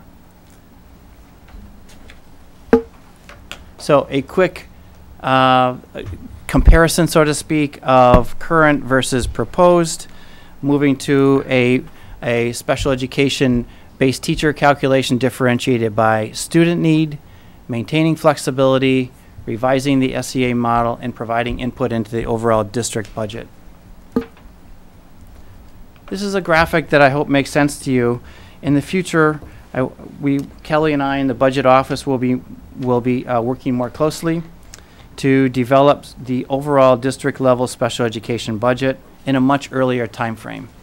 In the past, the arrows would have been pretty much pointed downward, if that makes sense. The overall budget was somewhat static or a little bit more fixed, and it really did not take into account the number of students or the intensifying needs of students. Therefore, our proposed model would be that we're beginning with student data, we're applying the revised formula, which is feeding into the student-based allocation model, adding up all of the different resource needs associated with special education, the intensive intervention programs, our related services personnel, program support staff, and as well as management and the records management, clerical, and administration. So perhaps this is a good time for me just to jump in real quick, kind of from the budget standpoint. I think it's important to recognize that we're currently being reimbursed at about a 25% rate in categorical aid for many of the positions John's referring to. Historically, and I mean very historically, that reimbursement rate was more like 60%. So over time, that rate has gone down and down and down.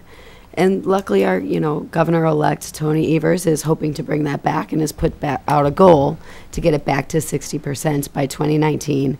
We can all hope he can accomplish that goal out of the current environment up at the state capitol.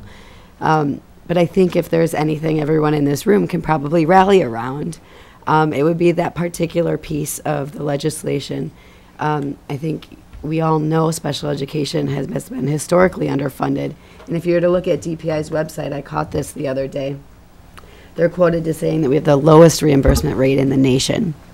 So when we kind of try to compare ourselves when we have some of these conversations, I just want to make sure everyone knows kind of the root here is that from a state perspective, we have been underfunded, and hoping we can all work together on that particular legislation going forward. Some of the implications as we look forward, while there are obvious benefits, and those would be in the on the left side of this graphic, I'd like to draw your attention to a couple of areas that we know that we'll need to be highly cognizant of, and that is closely monitoring student mobility.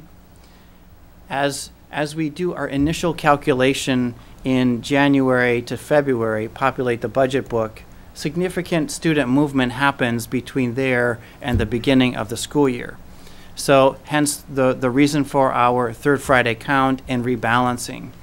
The more precise we are on the front end, the higher possibility that there will be the need for moving resources, reallocating within the system. So it's something that we need to be fully cognizant of on the front end and know that we may need to do a little bit more adjustment as we look forward in the fall. So the other acknowledgement would be that weighted formulas are still complicated. I mean, it's, this is a pretty complex area of calculating adequacy, need, and so forth, and I just want to acknowledge that it is still complicated. Resources follow students. Some schools will inevitably get more. Some will get a little bit less. I mean, that's the nature of student-based budgeting or weighted based on student need. And we're certainly very cognizant of protecting against large swings in resources at a school. We know the destabilization effect that has at a school to experience wide and dramatic swings in resources. So we're keenly aware of that. I won't spend a lot of time on this slide. I do want to draw your attention to this is the current breakout, so to speak, of our base teacher, flex teacher, supplemental SEA hours. And what I want you to take away from this is that, yes, resources are differentiated, but they're really differentiated based on school level, not student need. So all in all, approximately 18% of our current process is differentiated based on student need, meaning 82% is not. Contrasting that against the our proposed revised model would be approximately 76% of our allocation would be generated based on student need. So there'd be some differentiation based on level, more on the weighted student formula. I just want to add, so I sat in on some of the focus groups and the steering committees that had met along the way when we worked with this organization over the course of the year. And if there was anything that was just on the table this whole time is how complicated this is, right? Even the old system is complicated.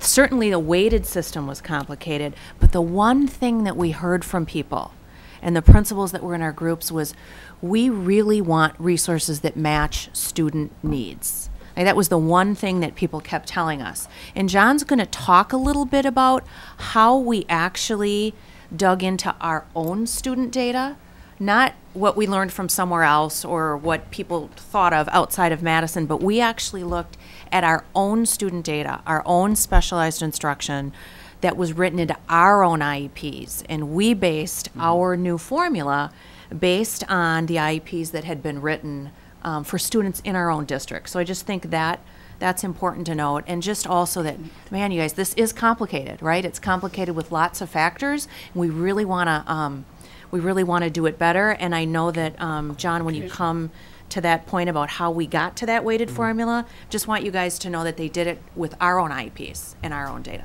Can we just keep going? No. John just said that we're going to shift to 70% being based on need, and it says 58% here, which is only a 4% shift, and so I want to know what that 70% referred to. You have to add the 18% at the bottom. But we're already doing the 18% is identical from the two slides. It's identical. It's the top side and the bottom. Scroll up. The 18% supplemental SEA hours. The language is identical from the two slides. Yeah, it is identical. So we're only shifting 4%. I'm just trying to get a clarification because I didn't know 70% didn't make sense. No, so if you add 58% here, which is differentiated based on student needs are driving that, okay? Right. And if you add 58% plus 18, that's how I got 76. Okay, in the old formula, that isn't driven by student need. That's just a simple head count.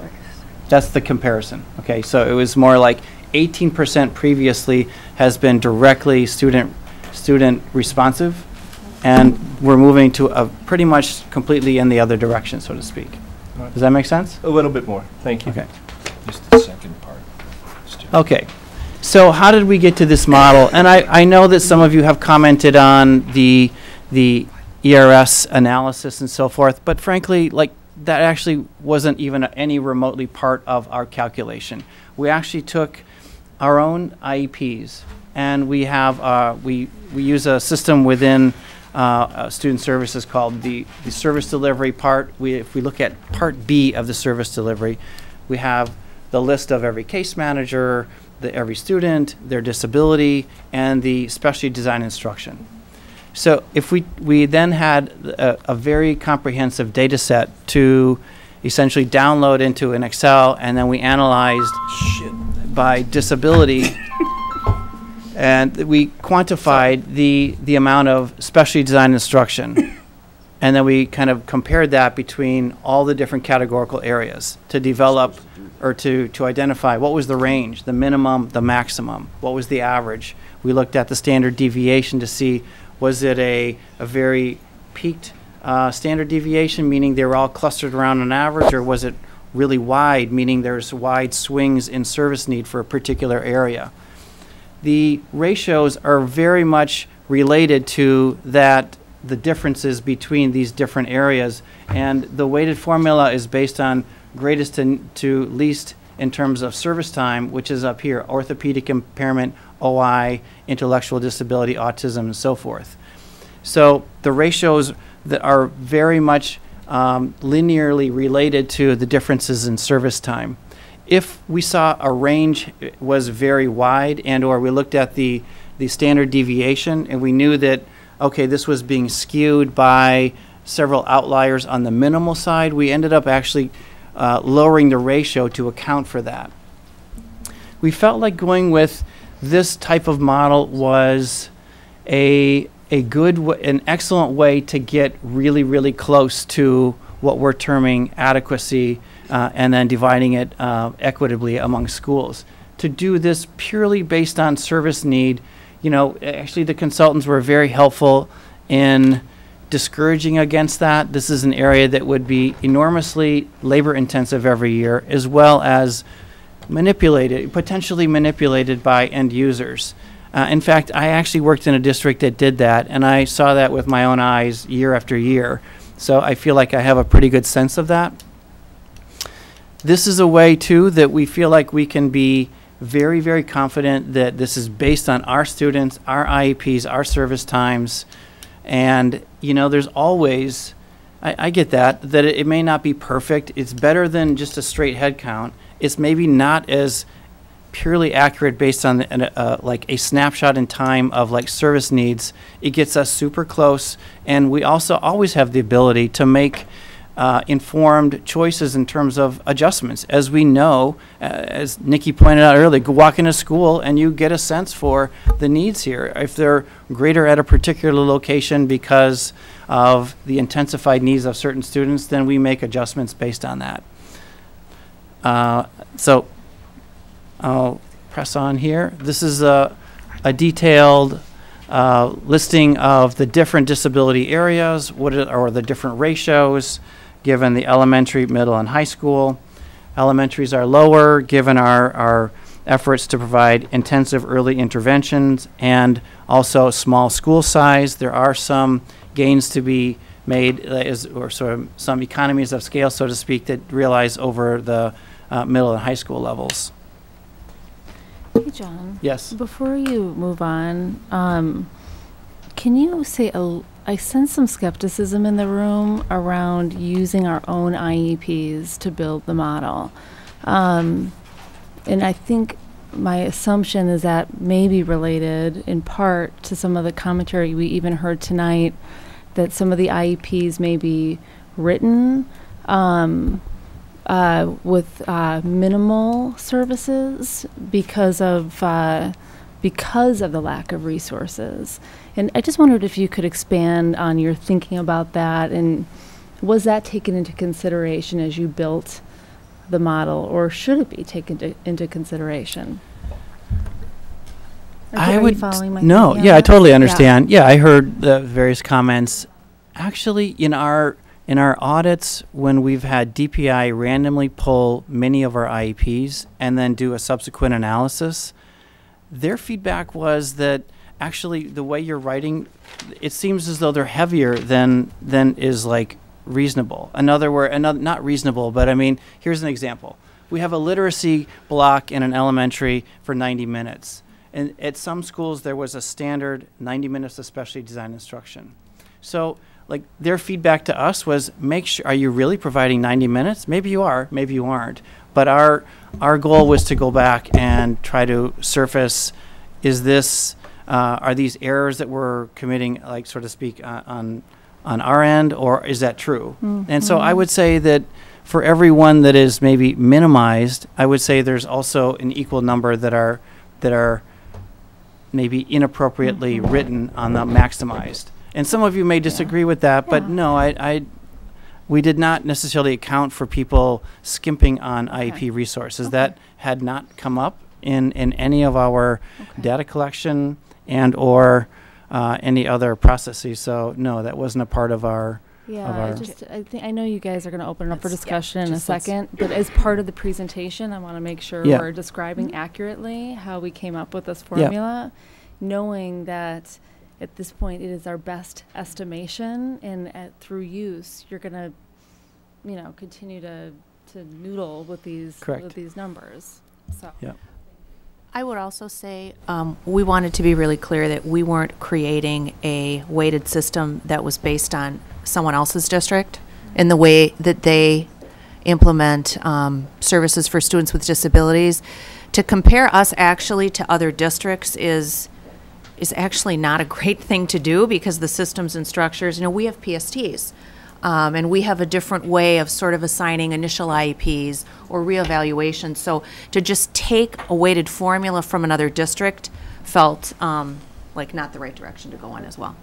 Mm-hmm. Yeah. All right, finish up. I think there's a fair number of questions and comments. If we applied our revised allocation model, elementary, middle, and high school, this is what it would look like. This is not necessarily foreshadowing that here's what we're doing, there's massive cuts. I think that was a misunderstanding. It's simply an application of the model. What does that turn out, elementary, middle, and high school? Even within middle schools, some would go up, some would go down. That's the nature of weighted student budgeting. So, again, to quantify, like if we were actually to apply this model to our students based on our numbers, our current model to this revised, it would result in an increase of 10.5 teachers. I'm also proposing, because of the high success of our transition project, that we would apply that to all schools going forward next year. A minimum of 3 days to start before the actual school years to optimize service delivery, communicate with families, to create IEPs at a glance, and any other of the requirements that we were looking for successfully transitioning students. And just to highlight, this is important because it starts to get at how well. If we only worked on how much, we would still have complaints about perceived lack of resources because we weren't using adequately the resources we have. Okay, that's the end of the special ed portion, and we'll just take Nikki questions. is up first. I have about 6 of them. That's great. Fair Do it. warning. That's On the weighted formula, and this is probably where I will be most critical.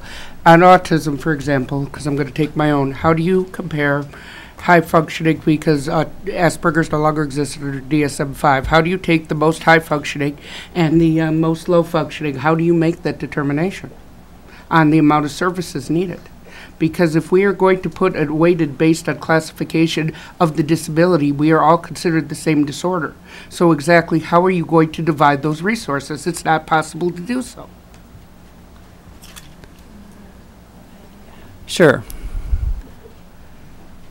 I would say what we're moving to is better than what we're doing now, which is not accounting for any disability type at all. It's just like a simple head count. 10 students is equal to a staff person. So this actually is a way that we differentially weight student need based on our own data on service time. I mean, we looked at every single student with autism. We looked at the service time. We did an average. We looked, as I said, we looked at the range to see minimal to maximal. And actually, I think that there certainly are examples of students with high-functioning autism where the service time is minimal. Actually, it's a lot more than what what one may think, the amount of service time, irrespective of the label. So I'm not saying that this is perfect. It's a lot better than what we're doing. That's my judgment. We heard from about 80 to 85% of our staff that they are lacking resources, lacking. I heard from teachers tonight. I've heard from quite a few on providing it. And my question is this: if we're using our own IEP data, wouldn't our data reflect these complaints, or were these complaints not discussed? Did we meet with the teachers that had these complaints? How does that work?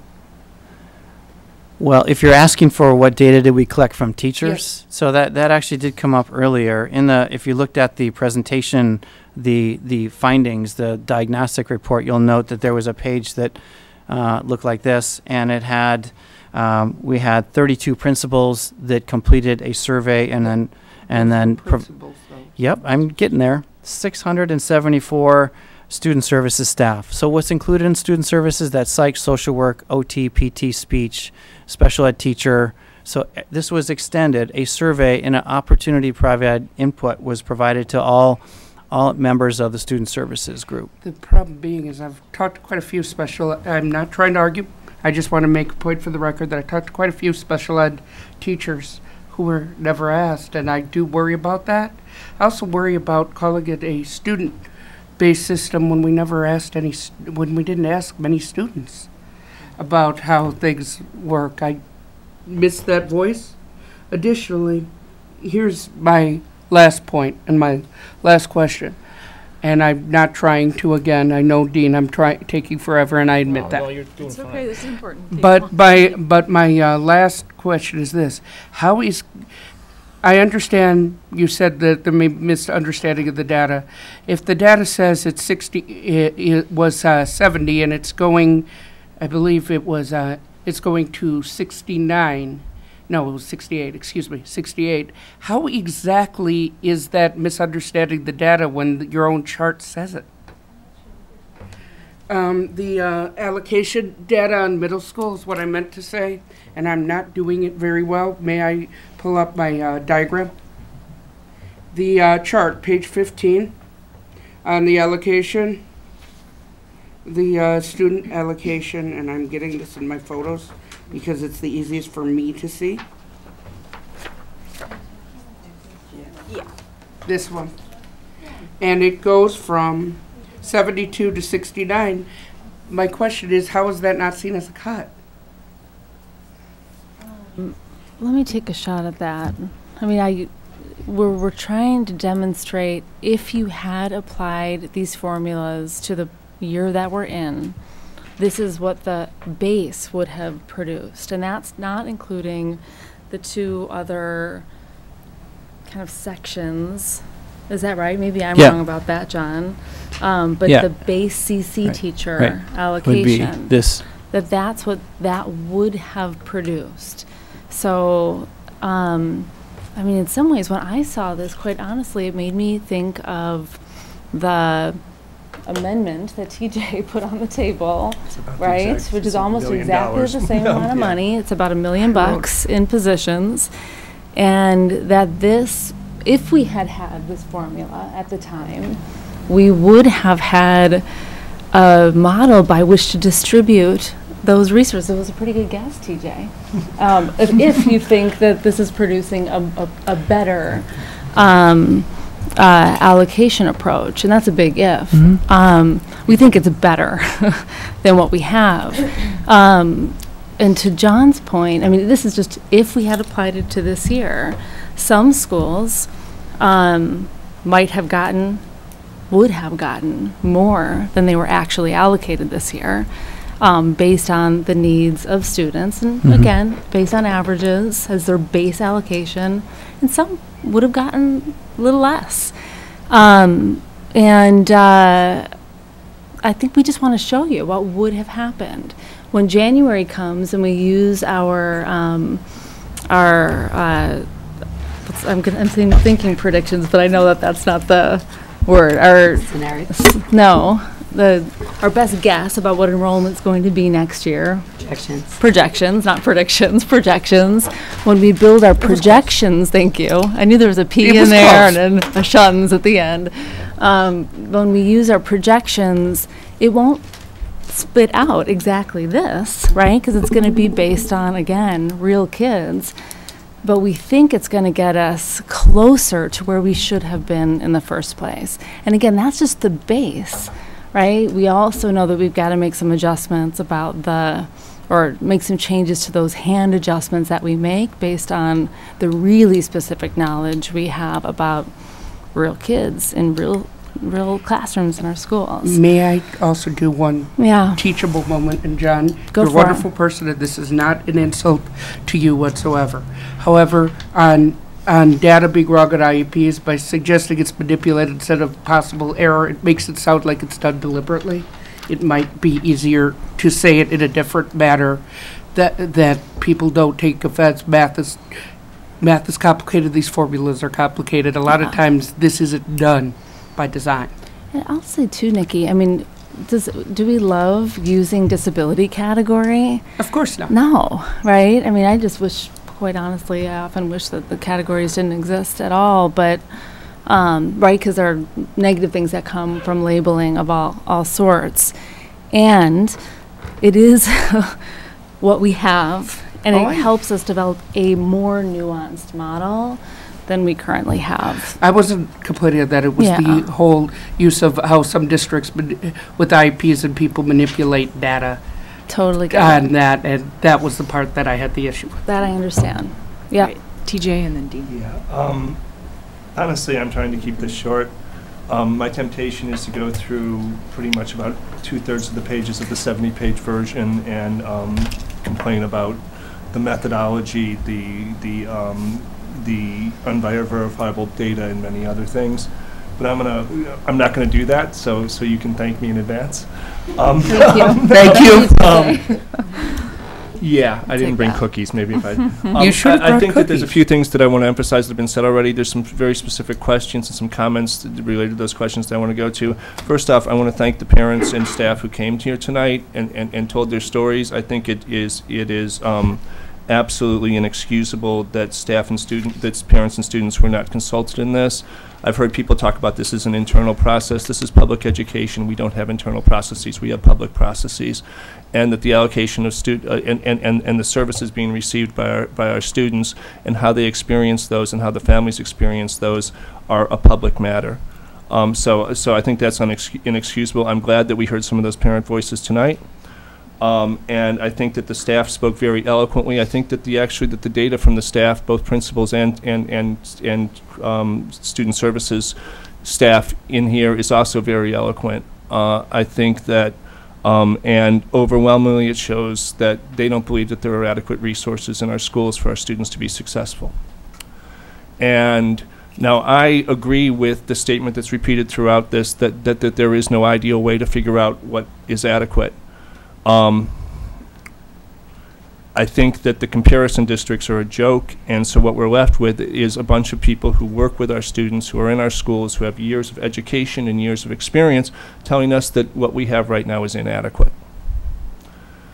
And what we have here is an allocation formula, a new allocation formula, which is essentially rounding up from what is perceived as inadequate. And so I guess that and you've used the word adequacy, so I guess that do you think that we are currently at adequacy? Do you think that adding 10.5 CC teachers is going to bring us to adequacy? I think it will. I do. I think that if we add up our service time, I mean, here's how we're defining it. If we're meeting our obligation in terms of specially designed instruction and support needs throughout the day, and we actually took, we didn't just like randomly come up with this and then say, oh, here, this looks adequate. We then used the formula to analyze what does this play out in real life for a particular school. So we selected some elementaries, middles, and high schools. We looked at the total service time, and this... But we've been told that the teachers don't have adequate service time. We've been told by families that IEP goals aren't being forwarded. So whatever you observed is based on an assumption that what we currently have right now is adequate. And what I've heard over and over again in this report, in the BEP report that Mary cited earlier, in this room, that what we're doing right now isn't adequate. And I really don't understand how you're not hearing the same thing I'm hearing. Okay, maybe I misunderstood your question. I guess I was interpreting your question, if we add the 10.5, is it adequate? That was my response. Well, so we're 10.5 CC teachers away from adequacy. Is that your response? That's what we need. If you're going to tell me that we are going to move towards adequacy or to adequacy, I need to know that you are willing to say that we are 10.5 teachers away, CC teachers away from adequacy. I know you'd love to pin me down for an exact number, you know, John, but this is what you get paid to do. Yeah. You get paid to be the expert. Yeah. So are you going to say it or not? Please don't yell at John Harper. Why are we yelling? Yeah. We're yelling because we asked a yes or no question. Let's be professional here. Let's not yell at our staff. All right. That's a tough question. So we don't know if we're moving to adequacy. So fine, we don't know if we're moving to adequacy. I say we're not. Let's move on. Next. Can I say something else on that? No, Jen, I have the floor. Okay. I'm just trying to answer the question. Have you run... One of the things that I did like from ERS that they said in the report was when they're talking about going to a full-out student weight budgeting, they say that unless you're going to move a bunch of resources, it ain't worth doing this because it's a lot of work. We see some really small changes when we do this at the gross level at the high school, middle school, elementary school division. Have you run this to see what kind of changes would occur at the school level? Yeah, have we applied this to every single school? And I mean, do we see dramatic changes at the school level? I don't know about dramatic. Are we talking about 0.3 here and 0.4 there? No, it's more than that. No, we have run the scenario at every single school. Yes. Okay. I guess we'd like to see that. And some schools go up, some schools go down. Yep. I guess we'd like to see that. I mean, I think that to know, because it is a big change. I think that to know if we're going to be putting in a new process, which is a time-consuming process, which offers some new transparency and some, as you acknowledged, it takes us a little bit away from transparency too in some ways.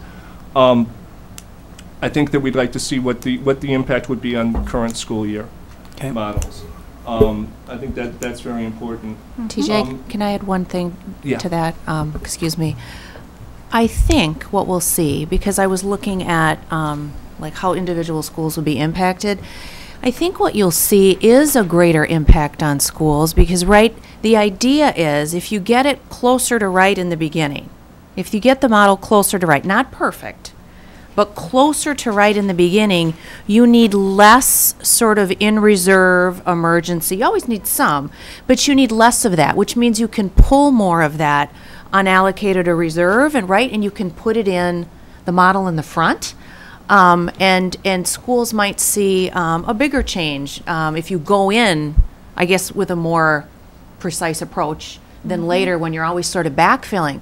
Because what we found is the backfilling that we do later on when schools are in a place. I mean, you get a little one that has, you know, really big needs. You're trying to figure out how to do that. That some schools have huge ads that skews things, or you end up moving things. So it's an attempt to sort of get it right, or get it closer to right. Right isn't perfect, but get it closer to right in the beginning, so you can pull more of those reserves that were spent to fix, if that makes sense. And Lisa, I'm glad that's where you went, because I want to talk about what this model does with reserves. What we know is, you know, we heard about losing an emergency SEA tonight. We've heard about kids who were identified during the year. We've heard from Michael Jones was very eloquent in his letter about kids who move into our district. And I think that Michael talked about kids who moved in from districts where they were getting high services. What I've heard from other staff is kids who move in who have been warehoused, kids who moved in who have had almost no services, kids who moved in who might not have been attending school for the last 2-3 years, often from within the United States, sometimes from without of the United States, and those needs happen. So does this model contemplate any changes around what we do with the reserves and how we allocate those, and both initially what we put in reserve, and secondarily how we allocate them as the year flows through? Okay, let me take a shot at that. Please.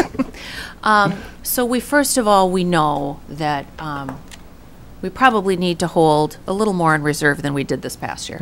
Okay. We went all in this year, and we've learned that we probably should have held a little bit more back.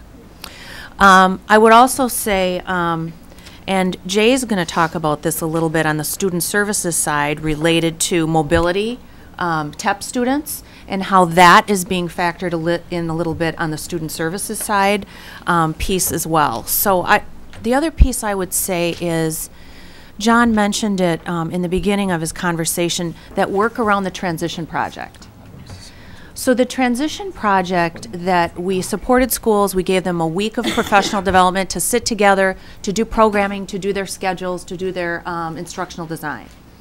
Invested a lot in that, and what we found was the schools that went through the transition project had far fewer requests for emergency, for supplemental. Like, they got it right going in, because they pulled all those IEPs, they assigned case managers, they scheduled reevals, they scheduled annuals.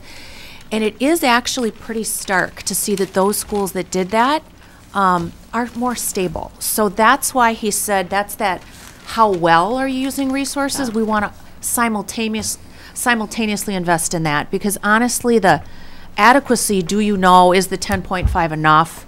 I mean, I understand the question. It's hard to answer that concretely unless you know that people have the time and the space to actually do it well before the little ones even show up. And we also know that throughout the course of the year, right, things happen. Kids come and go, and Jay's going to talk a little bit about that on the student services side. So I hope that helps some. I bet I missed something. And it's really good to hear the transition stuff went. I've got 3 other things, and I think that they're very short. Number one is there a budgetary implication for the therapeutic day expansion? Well, that would all be part of our process moving forward. So I think actually we would be slightly building our current elementary and middle school, and longer term adding a high school equivalent to that. As students, we don't actually have a very comprehensive or robust therapeutic day school option for high school students. That's where we want to get to down the road. You know, I think that it's a little bit of, we have a place in mind, we have like family services, we have community partnerships ready to go to kind of scale up. But yes, there's not an immediate budgetary need for that, but there will be longer term as we move ahead to scaling up. So that expansion will not have an impact on the 2019-20 budget. It would, correct. Okay. Yes. And then the last thing is, the word pilot's been used a few times. Yes. And I guess that what I'm trying to understand is, I mean, what kind of design do you have in mind for the pilot? 6 schools, 3 schools, 1/4 of the district, and then what will we judge as, and what will we, how we decide whether it's a success or not? Yeah, that's a good question. So I was hoping to do at least 3 to 4 elementaries, 1 to 2 middles, and a high school. And how would we judge? You know, we would do the same process that we would do now, is map out IEP services and begin to reconcile our service needs, our staffing, reconcile those, and ensure that we actually can account for every student's IEP service minutes being implemented and in what environment. Okay. I mean, I think I don't want to leave your question kind of unanswered. So here's what I would say, the adequacy one. And I think, you know, is the 10.5 alone the answer? No. This is a package deal. So Jay's going to speak to more things around student services personnel, around supports for behavior. Actually, when you look at the results of what principals identified as a key area that needed to be solved, was how do we improve the social, emotional, and behavioral skills of our students with disabilities? This is a partial answer. So is the therapeutic day school. So is the possible additional student services staff. So is the service delivery work. So is the support for new staff. I mean, it's like everything combined. I'm much, much more confident that if we do all of this, we're going to be really close to what I feel is, I can be more confident saying we're actually adequate here. But just a 10.5 alone in isolation, no, I don't. That's why I was like hedging a little bit on that. I mean, because no, that's clearly not simply a simple answer like add 10.5 and we're done. I think that, and I agree that it is a package, and that you know, if we threw 10.5, if we put through 10.5 CCs into a single school, this is not going to bring our district any closer to adequate. That it is a whole package, and that it goes there. Yeah. That said, I think that the staffing part, we are much more distant than 10.5 than adequacy, and I think that, and someone who's worked in adequacy in school finance for years, and was on the board of Wisconsin Alliance for Excellent Schools, that I think that you begin with adequacy discussions with what do you want, how do you define success for your students, and unfortunately neither ERS nor this discussion has taken us there. Some of the teachers who spoke tonight and some of the parents talked about what success meant for their students. But till we define success, I don't think we can know what adequacy is to reach that, adequate resources. So. But I do appreciate the expansion, and I just think that if we're being told that this is going to move us to adequacy, that I wanted that stated straight out, and so I appreciate the expansion. Thank you. Okay. Well, when we saw the chart and you described it as if you applied it to the IEPs today, this is what it would look like. You know, elementary sound like, okay, that sounds like addressing what we're hearing. Middle school, we're going really, and high school, you know, so altogether is a 10.5 increase, but the middle school cut is not your proposal. It's just what would have happened, and obviously no one's going to support that. And I don't think you do either, just on our own knowledge of what's going on in our middle schools. So whatever formula we apply, we're not going to take anything away, and we should say that tonight. We're going to work to improve this, and if it flies in the face of any kind of logic, and that we would lower the number of CC teachers anywhere. It seems more logical, and something that we already assumed, that we need an increase in staff in all these areas, not a decrease in any of them. So we'll look at that later. There are two other things. The differentiation and the allocation, that determination by diagnosis or label, whatever it is. But it seems to me that there has to be, and I think we kind of talked about it, but there has to be a differentiation within the label, as Nikki was talking about. Some people with the same in my work, I work with people that are mentally ill. The diagnosis is the same with the same people, but the presentation is completely different. And how we have to, the treatment plans to put in place and the way we act with them are completely different. Mm-hmm. Some more intensive, some not. So it just because they have that disability, that specific disability, or that label, doesn't mean that the same thing will work in the same allocation. So the differentiation not only has to happen by a label, but within the label. Let me just add more clarity to that. If you remember the piece where there was the base teacher, the flex, and then the supplemental SEA, that's really the purpose of the supplemental SEA pool, is to provide additional resources for student based on student needs. So that is how, if someone had autism and they needed diapering, feeding, changing, and they were somebody who was an eloper, meaning they run away from you at a given time, or they have multiple disabilities and they have they specialized transportation, those all trigger additional resources to differentiate somebody who maybe has autism without those other factors. So there is a process right now for doing that, and we would largely retain that and make some adjustments to that supplemental process. Yeah. Additionally, in the flex pool, I mean, that's the principal's discretion around, I think actually we need more support needs this year, or actually I think we need more needs in the instructional realm. I mean, we try to do both and give some flexibility, some site-based determination, as well as make use student factors to award additional resources. So I understand what you're saying, but there is some element to that right now, and I just want you to understand that. The school itself will, hopefully in the workbooks, will be able to determine that, because just say, well, here's the label and every school gets this, that doesn't work. So that differentiation and how it's implemented is really a key to this thing.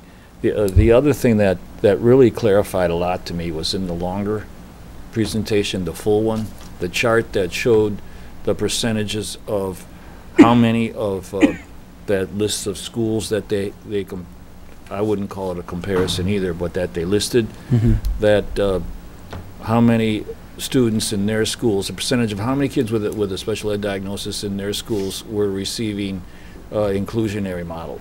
As opposed to what we are, and the closest one to us was 20% less.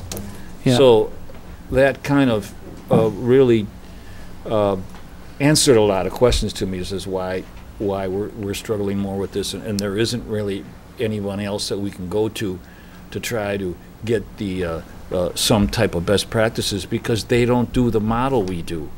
It's very similar to what I had to do at my job. The model that we used to work with then got changed, something that they call Housing First now. So now it's when you do that full blown, it changed everything. So there's no one I can compare with, because we're the only full blown one, and I couldn't compare. So the amount of money that we need to run the inclusionary model, the preferred inclusionary model, is not. There's nowhere we can go to get that. We figured that out ourselves, and we know, it's clear to me that's why we need more funding towards it.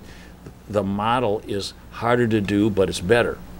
So we want to do the best one, so we got to address it properly with the resource. Well, that was my take to it, and it resonated with me, and I said, you can't compare with that 18% of their that we were really, really close at the medium age.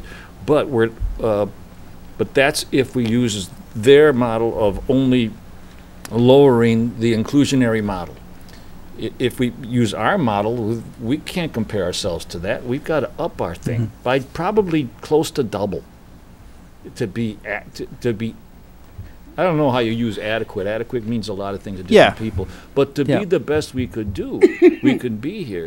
The inclusionary model, which we started and got into years and years ago, which is the preferred way of doing this, it's going to cost us more than other schools who don't do it like we do. Simple as that. Yeah, I would just say thank you for making that observation. I think that's quite astute, and I can't agree with you more. I mean, the whole point of providing those graphs was to differentiate Madison from these other these other schools, school districts. We do have a different my model, point there was and it that- may be more that- expensive. That percentage of what they put in, and that we were only in the middle. Yeah. That's the key to me. Said, you know, we should have been higher. Just because of the inclusionary model is harder to do. Yeah. And it doesn't mean it's impossible, but that's the best way to do it. And they chose to do a different model, or do it differently, or not offer that model to a lot more kids than we do. And that's on them, not us. We're trying to do it better. Yes, I agree. They should follow what we're doing, and then we should all figure out how to get more money to do it.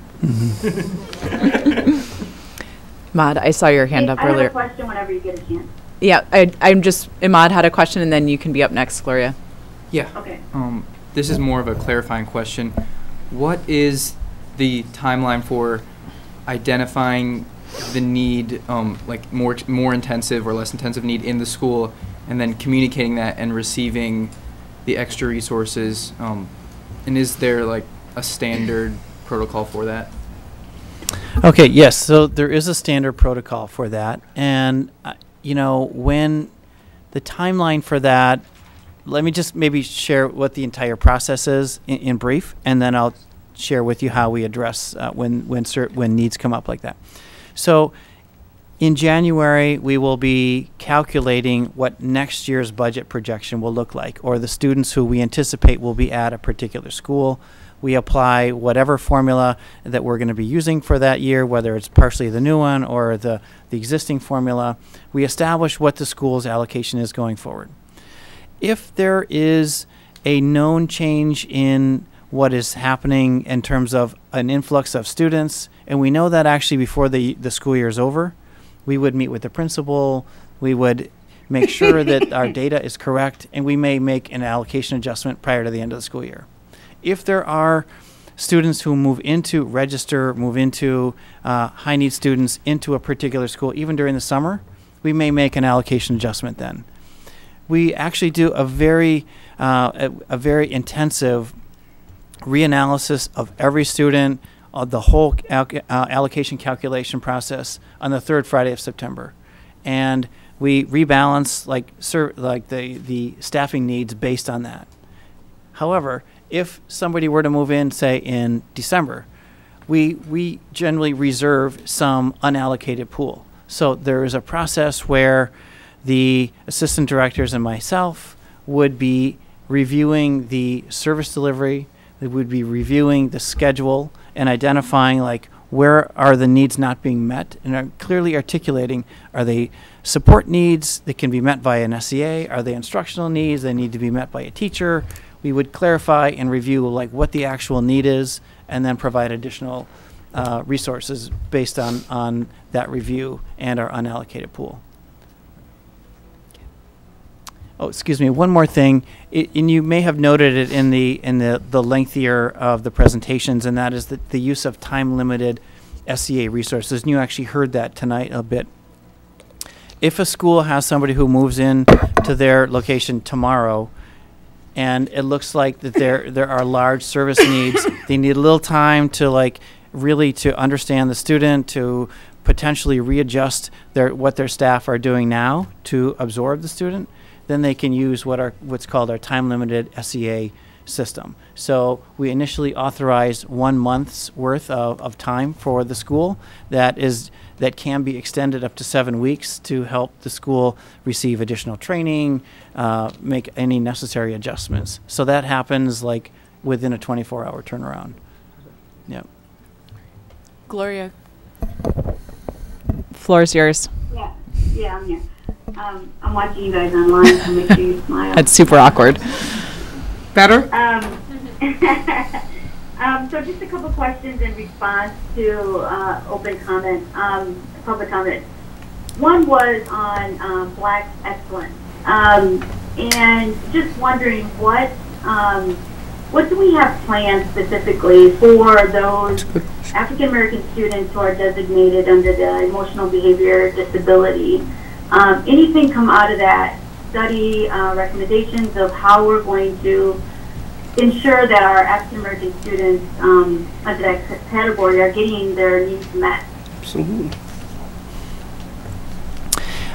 I think that my response would be that this is all part of the package that I'm speaking to. It's special education teachers, it's the student services aspect that we haven't actually touched on yet, it's increased professional development in multiple areas around cultural competence, around mindsets, around just being a professional educator and growing over time. It's the service delivery. It's like all of these things together are supporting all students, and in particularly African Americans with emotional behavioral disabilities. I see that also being aligned with increasing our mental health plan, improving and expanding our therapeutic day school. So again, it's like all of these things combined are what we feel is the next step in terms of realizing Black excellence. Okay. So in this, I'm looking at the slide where Black African American students are over 4 times more likely to be in a self-contained classroom than white students. What does that mean? That means that African American students are segregated, so to speak, or they are in more special education only settings at a much higher level than their white counterparts. Okay. And then my other question was, there was someone who spoke about engagement with parents. Have we done any of that? I would say that there have been some engagement with parents, and primarily through the special education parent advisory. So I guess I looked at this as much more of something where we're receiving input from staff, be they teachers, support staff, principals, central office administrators, central office staff. So I would say that the balance of input was not placed heavily on the perceptions of parents. We certainly send surveys, satisfaction surveys to our parents. That data was reviewed and incorporated into the understandings of, do we feel like we're satisfied with the implementation of IEP services? Do we feel like, there are some real basic things that we collect on IEP satisfactions? But to your point, like there was some, but the balance was largely on staff. Yeah, I just, I think, just at each time I hear, a parent come forward about this, it's just disheartening. It really is hard to hear the struggles that they experience, and I just want to make sure that we are documenting that,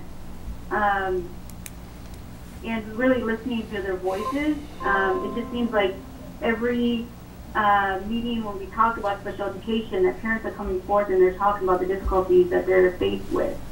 And I just want to make sure that we are hearing their voice in this process. All right, yes, thank you. May I just quick say I agree with Gloria? Yep. All right. I was just going to jump in. Yeah, go ahead. Do you have any other questions, Gloria? No, that's it. Okay.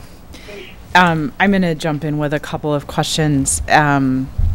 Maybe to pick up where Gloria left off, I had a couple of questions around the emotional behavioral disability kind of quantification as well. In the comparison with, I think it was just with LA that they shared this, but it essentially looked like other districts didn't use that diagnostic at all. And for us, it was a somewhat significant portion of both self-contained as well as non-self-contained diagnoses. Is that, are we doing the right thing here? Like, is there a different way to? No, other districts very much use that identification. And in fact, that we have higher levels of inclusion of students with emotional behavioral disabilities than many other districts. I was literally just looking at the number of students identified, and it was very different. So maybe as a follow-up, I would love to understand how we're using that versus, and I can point you to the page it's in the longer document. Yeah. What are, and you, I think you started to answer this with Gloria, but can you just talk a little bit more about the specific interventions and supports that we do now and how we're planning to do that differently based on this and or other plans with respect to emotional kind of particularly disabilities? Okay. So let me begin by kind of beginning at the elementary level. So we have been increasingly using a screener and then intervention called Bounce Back at the elementary level. Bounce Back is the elementary analog to CBITS and cognitive behavioral therapy that we use for all 6th graders. So we last year I think we were 8. We're moving to 20, right? We have 20 schools, and we will eventually have a process where all schools will be utilizing Bounce Back as and the associated interventions that are with Bounce Back. We're the longer term plan for mental health. Who implements that? Our staff do. So our teachers or? No, our student services personnel. Okay. And we may coordinate with outside personnel as well, correct? Yeah. Okay. So I would say there's not one singular answer. There are many like smaller answers, so to speak, to your greater point. So one, I think, is the use of like our desire to become increasingly more culturally relevant in our pedagogy, our curriculum, our instructional practices is a piece of the equation here. Our use of screeners and early intervention is part of the equation here. It's the increased specificity and use of intensive intervention programs where students can receive timely interventions of their mental health services so that they can reassimilate back into their home school. It is the use in the increase of our mental health, our BHS sites, our behavior health in schools, so that on-site behavior interventions can be provided at their home school, and so that there can be no interruption in terms of their having to go somewhere else to then re-engaging in school. I mean, it was. Yeah, it is. I mean, my basic question is actually about the data in here, so I can follow up with you on it. Okay, sure. It surprised me a little bit in knowing the racial kind of overlay and how that particular label is used. I would just want to make sure that we're being very careful about how we're engaging and labeling there. So, the staff stuff. Can you talk a little bit about the recommendation for CC teachers versus other types of staff, so SEAs, et cetera? I mean, the recommendation here is quite clear in terms of kind of CC teachers and then social workers and psychologists. Yeah. But nothing for SEAs or other support staff. So can you talk a little bit about why? Sure. So our focus was really, remember, like I articulated, that the analysis was focused on 2 pieces. So instruction and then support throughout the day. If we look at support throughout the day, there are several key factors that we looked at, and that when we look at IEPs, some of the supports throughout the day aren't always special educator. I mean, they can be an adult within the school. So to tease that out, we actually reviewed IEPs on the categorical areas and determined that if we provide this flex pool as we're doing now, I think that's still a solid strategy for providing schools with some flexibility to meet the support needs as well as adjust the inputs to the factors that we use for the supplemental SEA calculation. We felt like there was an adequate amount of support in that area when those 2 things were combined. So we're bolstering our base special education teacher, which provides greater flexibility than with the flex pool. We think that more schools have been opting to use the flex pool to supplement teachers. If we bolster that provides more flexibility to supplement, to create more SEA time, hours, and resources.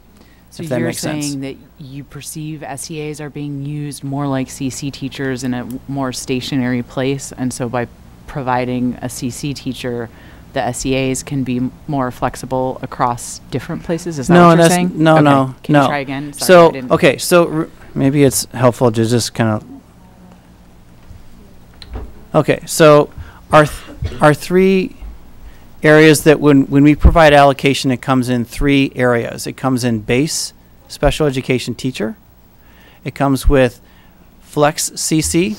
Yep. And the flex CC is the category or the pool where you can convert to teacher or you can convert to SEA. Okay, so we focused. Here's our thinking. If we actually bolster this pot a little bit more, that actually takes the pressure off of this area, so more of this can be allocated to SEA hours. Right now, we feel like more of the flex pool is added. I shouldn't say more.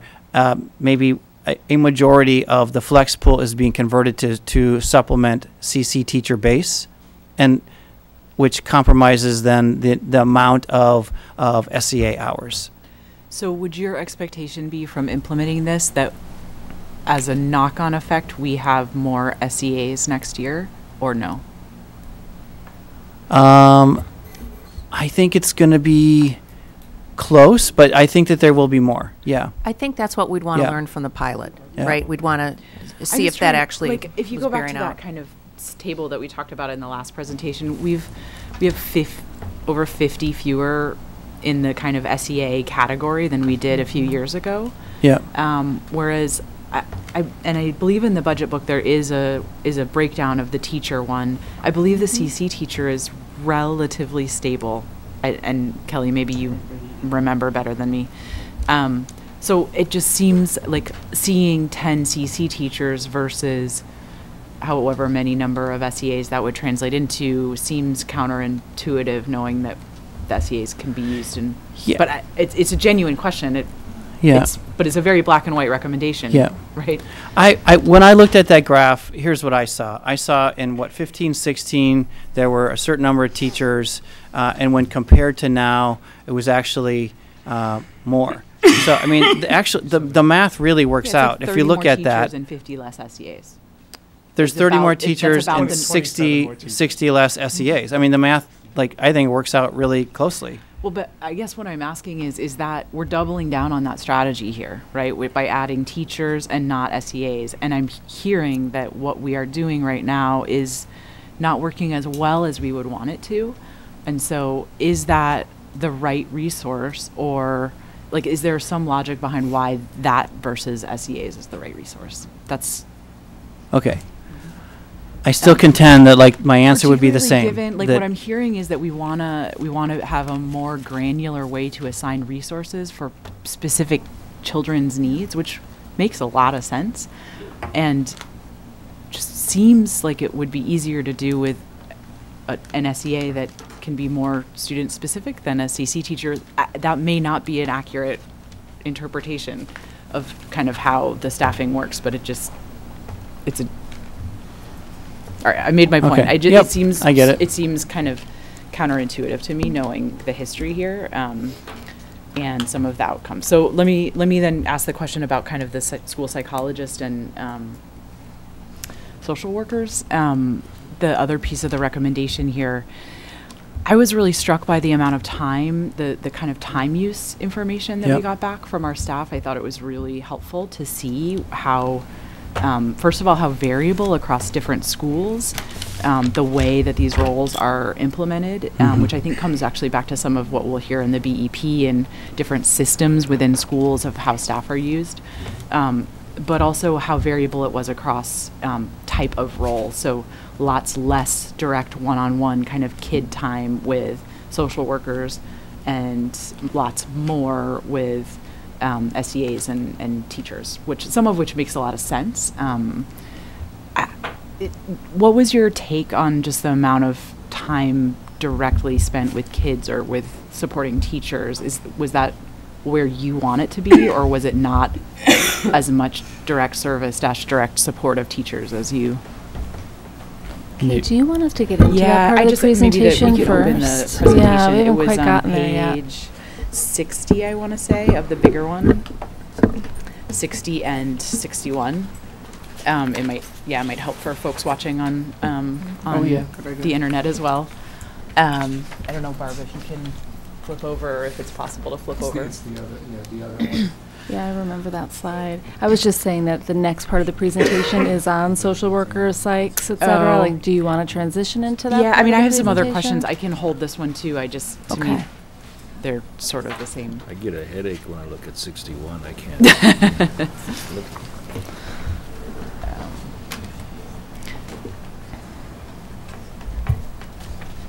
My other question, Kelly, was can you quantify the recommendation financially for next year? Like $1 million, $1.3 million?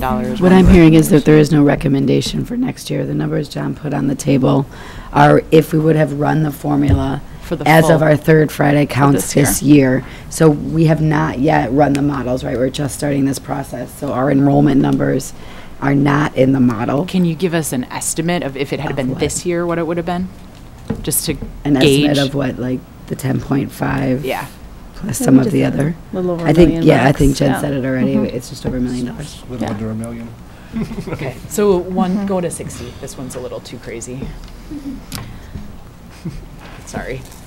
So this was the question, and kind of the dark blue line is directly serving students. The green and light blue are working with teachers, and then, yeah, I mean, so does this look the way you guys want it to? No. Okay. Yeah. Barb, if you could click ahead just one slide. It shows the variability across the positions. Say a little louder, please. Sorry. That's not a microphone. This is your recorder. I gotcha. Somewhere in here is the right answer, Kate. And ideally, we want our social workers to be doing social work. We want our psychologists doing their psychologist skill set, and counselors counseling. But in every school, that plays out a little bit differently, in that they are a part of a larger system. Different principals and different school teams see things a little differently. Some social workers prefer to be out and about in hallways, in cafeterias, and feel that that's a critical part of their relationship building, getting to know kids, seeing who's hanging out with who, where's their networking, can we feel and kind of tell who's in conflict, and then I go into my office later that day to talk to those 4 kids. But it's especially a challenge at the elementary school, where you might have just a handful of people that aren't classroom teachers. You still have the need to supervise hallways, lunch duty, recess, et cetera, where it's, constantly trying to shift teachers around and shift your student services staff around to meet those sort of basic supervision needs to ensure safety throughout the day, while also allowing your social workers to do their thing and so on. I mean, my question was kind of back more about the recommendation. If the recommendation is 16 new staff and 10 are teachers and 6 are the 2 people, if you go back to page 60, Barb, that spend the least time directly with kids, why?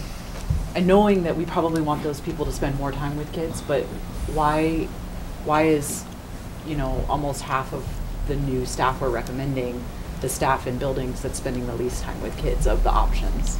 Like, what's the reason?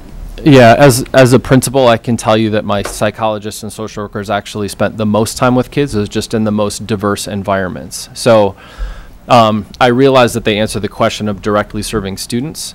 I actually think towards the top, there are some circumstances in some schools where they're actually not doing anything related to their position, and that's what we're hoping to move away from with tighter and better universal systems. But I completely get that the data makes it look like they're not really with kids. I can tell you, at least, in all of my experiences, those are the people that are most often serving critical purposes in schools. Those times without kids might be sitting in with a teacher team to problem solve around the needs of a student across the school day. It might be meeting with families. And so I personally believe that those 2 positions are critical, and I think it fits then with the recommendation. Maybe last question is 2 parts as well, but it's about kind of non-resource ideas, and you've talked a little bit about some of the summer planning time. I'd just be curious what else. We've talked about curricular resources previously for kind of instruction in an inclusionary environment. I'd just be curious what else came from discussions through this process, namely around retention of staff, the commentary on the kind of novice staff was quite strong, and so retention of our student services staff, and then around anything with respect to curriculum that we think would help support the type of environment we want that's kind of non-body related, right? Like this recommendation is about bodies. I'd just be curious what non-staff related recommendations came out of the work. Yeah, I can take that one. And Kate, some of this connects to our ad hoc committee on behavior and recognizing the power of having strong systems in place. And it takes a lot of time to develop the capacity and then to implement those systems. I think fundamentally, dedicating some resources for teacher teams and school leadership teams to come together to better understand things like restorative practices. What does a social emotional learning curriculum look like as it plays out across classrooms on a daily basis? What does a school look like that has really, really clear universal systems? Those are things that don't cost a ton of money other than creating the time and providing the expertise to sort of help that school develop that system. But then beyond implementing it and getting it in place is something that's carried out by everyone in the school, and not just we need that extra person that does that one thing. And so I think that touches on the curriculum element of it, but that also touches on sort of the professional learning elements of it. If we can gather, for example, our school behavior teams for a day in August and have the support to do that, we can help provide them some updates on some of the pieces and some of the things that we know are critical, and then give them the rest of that time to make sure that they're solidifying their understanding of those systems, so that when staff return and they welcome their students on the first couple days of school, those things are there and in place, and then pay dividends across the entire school year. So that's just where my initial thinking is around that question around like the non-resource resources. Anything else on just retention of current staff or? Yeah, I would say that is really deviating from the central focus of this. This was around allocation models. What you're speaking to in the impact of provisionally certified and novice teachers was sort of an additional finding. And it came up from principal perceptions that if you have a school where 3/4 of your special educators are brand new or provisionally certified, that doesn't necessarily mean that it's the same as a school where everyone's a 20-year veteran. So the recommendation for us was like, figure out how you can more adequately accelerate the learning, the support for new educators across your system. So I would say yes, we took that very serious. We've already made internal adjustments. We've created, you probably recall the term, our Grow Our Own, where we're supporting the staff to go back to school to become dually certified. We're providing financial support for that process. We've adjusted our student services professional development team to support new and provisionally certified staff. So yeah, I mean, there's a lot going on there, and I would say that it's more than just one or two things that we're doing to support new staff. No, I mean, I hope it's more than one or two things. I mean, maybe the next time we talk about this, it'd just be an area as an outcome of this to follow up on. Okay, we've kind of bled in, and I'm the one who did it, so I apologize. We've kind of bled into Before we finish with this piece, you have another comment on that? I think they're really quick. Two of them are just kind of like seconding that. I think that we have to be very careful on doubling down on the trend of converting SEAs or using SEAs, and we have to look very carefully at what our minimum SEA staffing is, and kind of picking up on Kate on that. Number two is that I do think that part of this discussion is teacher attrition, and I think that teacher morale and staff morale and working conditions are part of how we define adequacy, and that one of the reasons that we're seeing such a high turnover with our CC teachers and our SEAs is because the working conditions are so challenging, and I think that that's one of the reasons why they say we need more resources. Third thing is that I think that those charts that Kate turned to in the other section, which we're going to go to, I think that there's some confusion about, we define one part of this as core job, and then things like working with students and teachers to prevent incidents of negative behavior is separate from what's called the core job. So I think there's some confusion in how those questions were asked. I too was struck by them, but they were, their last thing is, on the allocation model that's being proposed, how are multiple disabilities dealt with? I mean, do we just go by primary disability? Do we go, what do we do there? Yeah, so it would be based primarily on the primary disability. You have to start somewhere. We felt like that was the most logical choice. Again, there are two other pieces to the formula that can be used to make those site-based decisions around the use of additional SEA support if you felt like that was necessary based on multiple disabilities. But yeah, I mean, like, yeah, I'll leave it at that. I would just, I don't know if you've looked at it, but if we're going to do it, I think that perhaps perhaps rather than primary disability, go with the disability with the greatest weight. So if somebody has multiple what's that? Well, that is the primary. No, not on this chart. It's not. Their primary disability is the one that they're primarily manifesting. Yeah. The one I'm saying, go with the disability that has the greatest allocation weight. Gotcha. Oh, okay. Yeah. So I mean, just a suggestion to see what that looks like. Okay. Kate, I really do need to say one last thing before we go on. And I just feel like it's, I just want to hold it for a second, and that is this idea of the pilot. Because as we do additional work after this meeting in preparation for workbooks in January and February, John's proposal is not to go ahead and immediately apply this or some even adjusted version of the weighted student formula to every school immediately. He is proposing in its first year a pilot of a subset of schools so that we can watch very closely and adjust the weights based on what we're learning before the next year going district-wide. So I just, in case that was missed by anyone, I want to make sure to highlight that. And it sounds like we may need to come back with some more additional information about how we choose those schools and what exactly that would look like in the coming year. But if there are reactions to that, we'd like to get them now. Yeah, no. Because that's a pretty big deal for us. No, I'm glad you raised it. So Nikki had actually whispered to me in the interim, do you want to just... Yes, can we vote on the funding formula as a board? I mean, it's something that, as we were discussing kind of votes earlier in the if we want to have more stake in it, it affects our schools, it affects our teachers, it affects our budgets.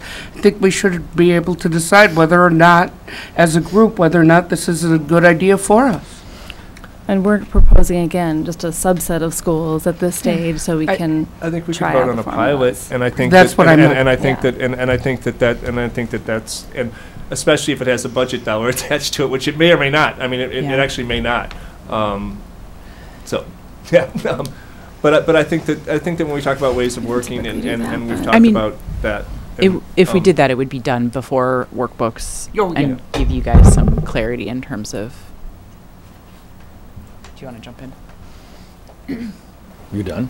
I'm trying to make sure that doesn't kind of interfere with the planning process that you guys need to do. Yeah, I guess I just want to be pretty clear on the timeline here. Yeah. If what you're all contemplating is a budget vote in the January regular board meeting, which would be our typical cadence, it would have to that be is not a lot of time for us to turn our workbooks around. I actually am not entirely sure it's completely possible to make a decision the last Monday of the month and turn those workbooks around in less than 2 weeks. It would be like 8 working, looking at Deirdre, 8 working days or so. So I just we have to wait to till really the end here. of January meeting, right? Yeah, if we're waiting to the end of January board meeting, that's literally days. Why don't we take this idea offline and see if we can figure out the schedules in a way that supports you guys doing your work well. Okay. Sounds maybe good. My only question on the pilot is how, given that it's doing this to resources a little bit, how is it going to work with, if we only have one high school? I understand if we have 4 elementaries, it may rebalance among elementaries. How will it work? Can I enhance that if there's question? not a pool available, I guess. Yeah. I want to add, what is your sample size? How are you going to pick them? Mm-hmm. Yeah, John mentioned the size earlier, but... Yeah, I mean, certainly want to identify our schools that have maybe some of the greatest challenges that we see now. A DLI school, as we heard earlier, a school that is big, a school that is small at the elementary level. Middle schools, again, I think we would ideally like to choose those that have been. So you haven't got that far yet. No, I mean, So we I'd have like to see the ideas, but I mean, I think criteria that, you know, that like first things first. I think we want to gauge your receptivity and your understanding and your kind of your level of receptiveness to this. And then once we move ahead, then we'll begin to clarify what schools make the most sense. And then you want to try that with the workbooks for next year. Correct. Yeah. So Yeah. you're going to have Just to for do a that pilot. soon. For the pilot, For a right? pilot, Yeah, just so correct. that's good. So I think we'd all like to see how many, what schools, and how you picked them. Okay. Yeah, and all those schools would have to go through the transition project that John has articulated. What's most important to me to see from the pilot, and I think doing a pilot's a good idea, is in advance, what are we calling success? Yeah. Yeah. So Yeah. pilot plan with criteria, schools, and what success looks like, Mhm. potentially for a vote, if we can figure out how to work it into the schedule, and if we can't, then we'll share the information. Mm-hmm. Okay. Can we do it at a work group in January? Yeah. For sure. Yeah, but It we don't wouldn't have vote to in be work at the groups. at the last meeting if we could do it at a work group. You just can't vote in a work group. But you certainly can give us clear figure it out. We can direction. have an answer back before Christmas. Maybe we You can. could, maybe. Keep All right, hope let's alive, switch gears right? to this last piece. All right, let's switch gears real quickly. We'll talk through our recommendations for student services allocation, and the first one has to do with flexibility. So we've heard quite a bit from our principals, and you can see it in the data that when we hand a school a less than full-time allocation with many of these positions, our principals are forced to be very creative to then pool other allocation to bring someone to full-time. And then we feel and have heard from them that kind of weakens the fidelity of how that allocation is being used when it was, in essence, used to sort of bring a person to full-time. And so recognize the importance of allowing a principal to make best decisions based on their staff, their team, and their system. We're wanting to proportionally lower the minimums for psychologist, social worker, and then PBIS allocation, and then put that extra into a flex pool. In essence, making it easier for a principal to decide that they want to increase their psychologist allocation, they want to increase their PBIS allocation, or they want to increase their social work allocation. Feeling that flexibility will allow them an easier path to having the right people in the right places doing the right work. We also wanted to tweak the formulas to especially for a psychologist and to an extent social worker to reflect 504 plans. So to date, our formula simply includes total number of students to some extent, and then also percentage of students with IEPs and percentage of students of low-income families. So we wanted to add into our formula number of students with 504 plans. And I think as a principal, recognizing how important and how time-consuming it can be to get those right and to implement them well. And a lot of that work falls to our psychologists. And so without taking that into account, for example, I think West High School has somewhere around 70 504 plans. And so we want the formula to reflect that and provide adequate allocation to do that perfectly. And also recognizing with growing numbers of students with transitional housing and families that are not only moving from school to school, but without a place to stay at night. A lot of the work to support those families falls to our social workers across K-12. And so we also want to adjust our formula to account for not just percentage of students of low-income families, but in particular facing the additional challenge of having transitional housing. Lastly, as is the case with special ed, we want to continue with pushing allocation out initially, allowing our principals to really land on the right staffing plan for them, as opposed to holding quite a bit back and then kind of dispersing it as we sort of feel that the needs are calling for it. Came up already a couple times tonight, but wanting to continue expanding our mental health plan. We know that we've heard very loudly and clearly, especially from our staff, expanding mental health supports and then supports for students with intensive needs.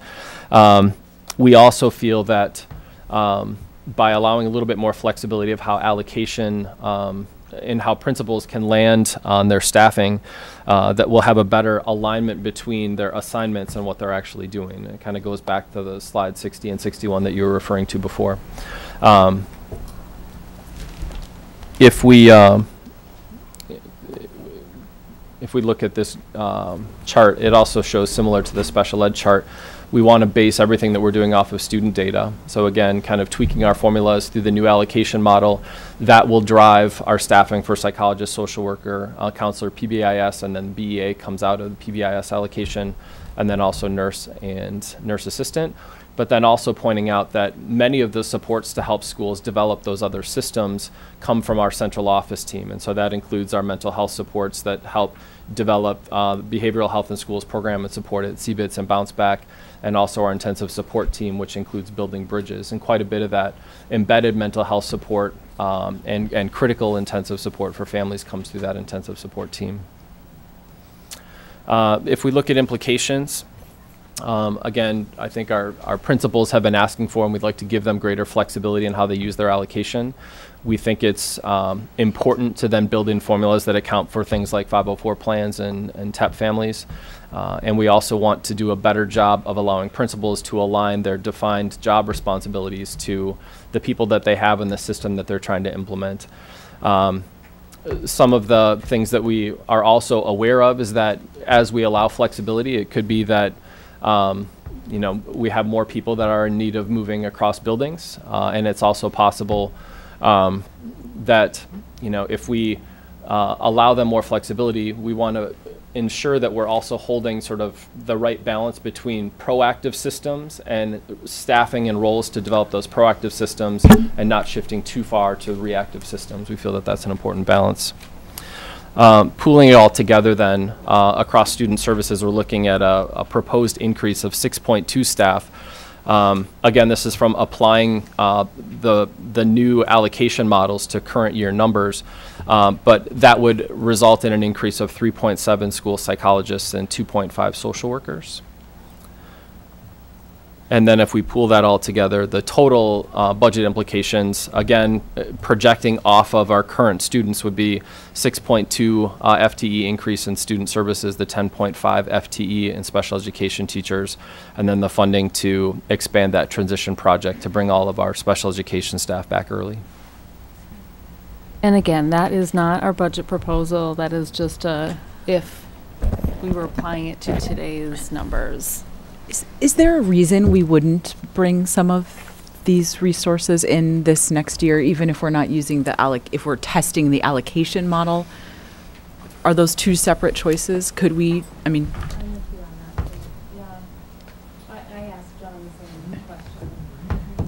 I mean, this is urgent.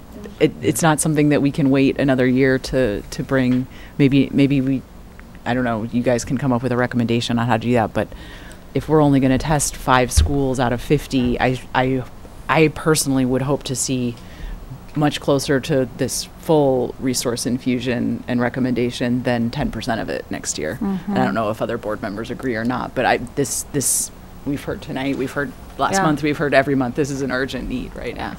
You certainly could do. Put me in the queue. I do that. So. Okay, go for it, James. Okay, I could suggest one metric to measure what we would consider a success in this model is the chart on 60 that showed the directly serving students consistent with your core job responsibilities unrelated to addressing student behavior as psychologist was 25%, and then the another one was, so the total there was only 40%. So if we could getting them out of working with teachers and students in response to the student behavior so much and more to a psychologist providing mental health services, that would be a success. I would one metric to look at. I think it's worth clarifying that the pilot idea is only for the special ed allocation proposal, not related to what Jay just walked us through. Oh, yeah. Really? Why not? Well, it's just we're not trying to figure out a weighted student formula. It's just It's different Well, where. it's only 6.2, I get, well, I don't know. It's, That yeah, it's directly just relates different. to the issue of offering more mental health, and why don't we want to pilot the whole thing then, not just only part of it? It's actually a higher percentage of total staffing that's being changed. 6.2 is out of about 160. Yeah, I just don't know that. I don't think we have the same questions around this. This particular portion of the proposal, but Jay, maybe you have more confidence or less confidence. I don't know. Yeah, no, I think we believe that these are the right changes to make in our formulas, and we'd like to make them sooner rather than later. And I'll also reference what John mentioned before, is we're seeing this as you know, a bigger sort of comprehensive set of recommendations. And you know that I'm also closely connected to the ad hoc committee on behavior, and I'm seeing an increase in student services personnel as sort of directly supporting some of those recommendations as well. And so I think they fit really well together. Well, will we be able to, we obviously need to increase mental health support through increasing our partnerships, but we should be able to look at it internally as well to increase it. We know that's what we need. And I don't know, maybe you should think about including it in the sample somehow. I don't know if that's, you can do that. Mary? Yeah, I just, looking at some of the charts in the presentation, also looking back at the BEP staff survey, and I know it's been brought up before, but still questions about whether the time and the resources that we have been putting into PBIS are really paying dividends. And it feels to me like we've put a lot of time for a long time into it, and yet it's hard to see that it's actually getting at the root and changing behaviors. And granted, you can never tell what would have happened if you didn't have it, but it felt like in the BEP survey there wasn't a lot of, certainly staff weren't prioritizing, if I read it correctly, additional resources or emphasis on that area.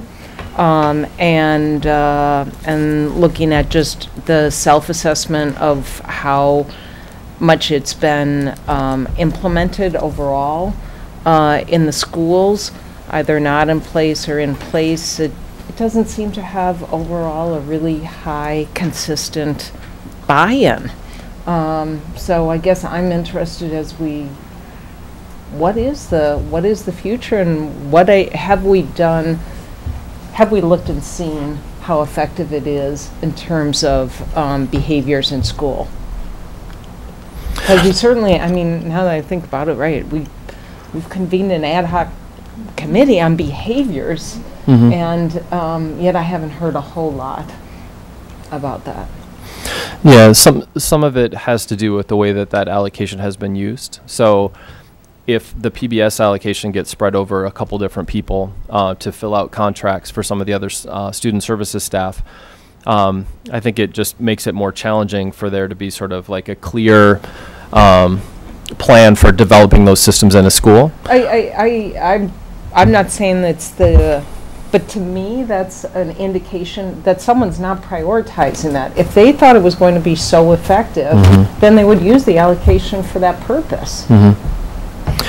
Yeah, I think there's also some benefit to thinking beyond PBIS as like the universal system, to look at a lot of the other pieces to that puzzle, including restorative practices, including developmental designs, including our welcoming schools, wanting those to be seen as more integrated. I think I'm just worried that all of these things are all these different things.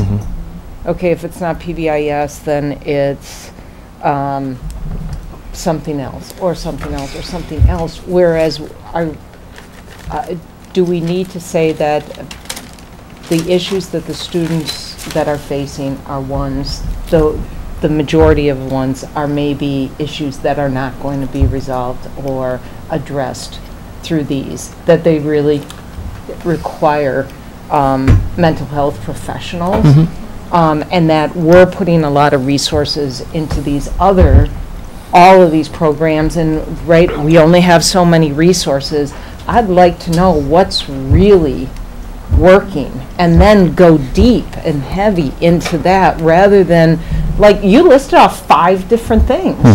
That to me is sort of an issue. Like, and now maybe they're 5 completely different things, different students or whatever. That's a lot for our staff to keep track of. It's a lot to be trained on, and it's a lot to keep track of whether it's working or not working. So I'm not only interested in the positions as we look to the recommendations of the ad hoc committee and where we're expanding, but if we're going to make a serious move to increasing resources, I want to know, what are we basing the success on? What are we basing the investment on? What success have we seen, and how do we know that it's going to work? I feel like we are at this point at which, as a board, as a district, we've identified mental health, and how do we do it, rather than sort of doing the things restorative justice. I mean, I'd love to believe that they're really great, but are they really going to move the needle? And are we just dissipating and the resources that we have so that we have no real impact in anyone?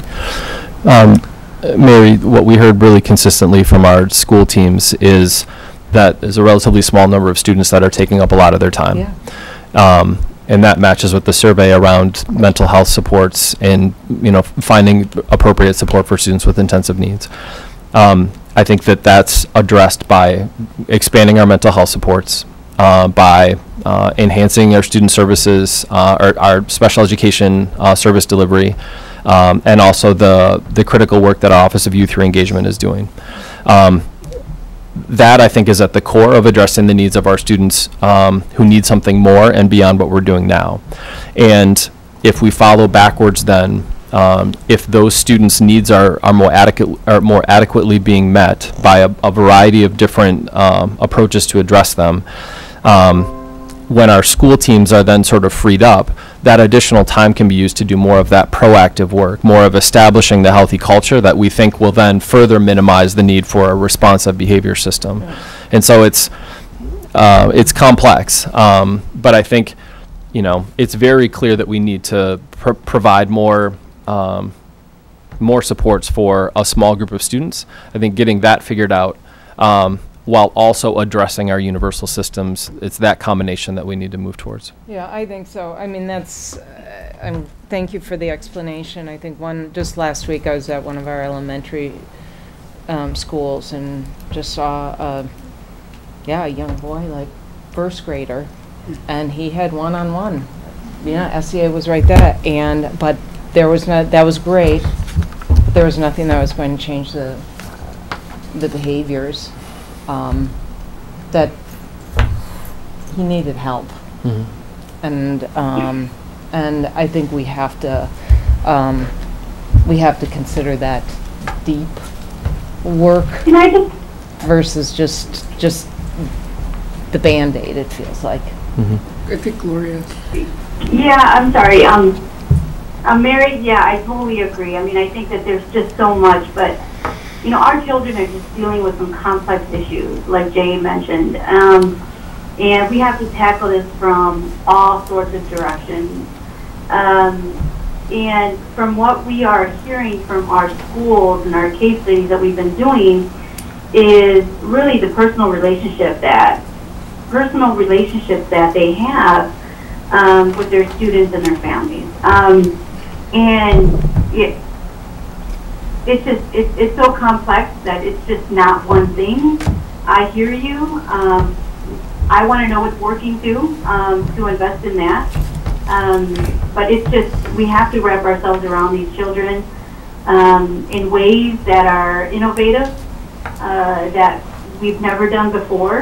And I don't believe that there's any necessarily, best practice or research surrounding what we need to do to engage our children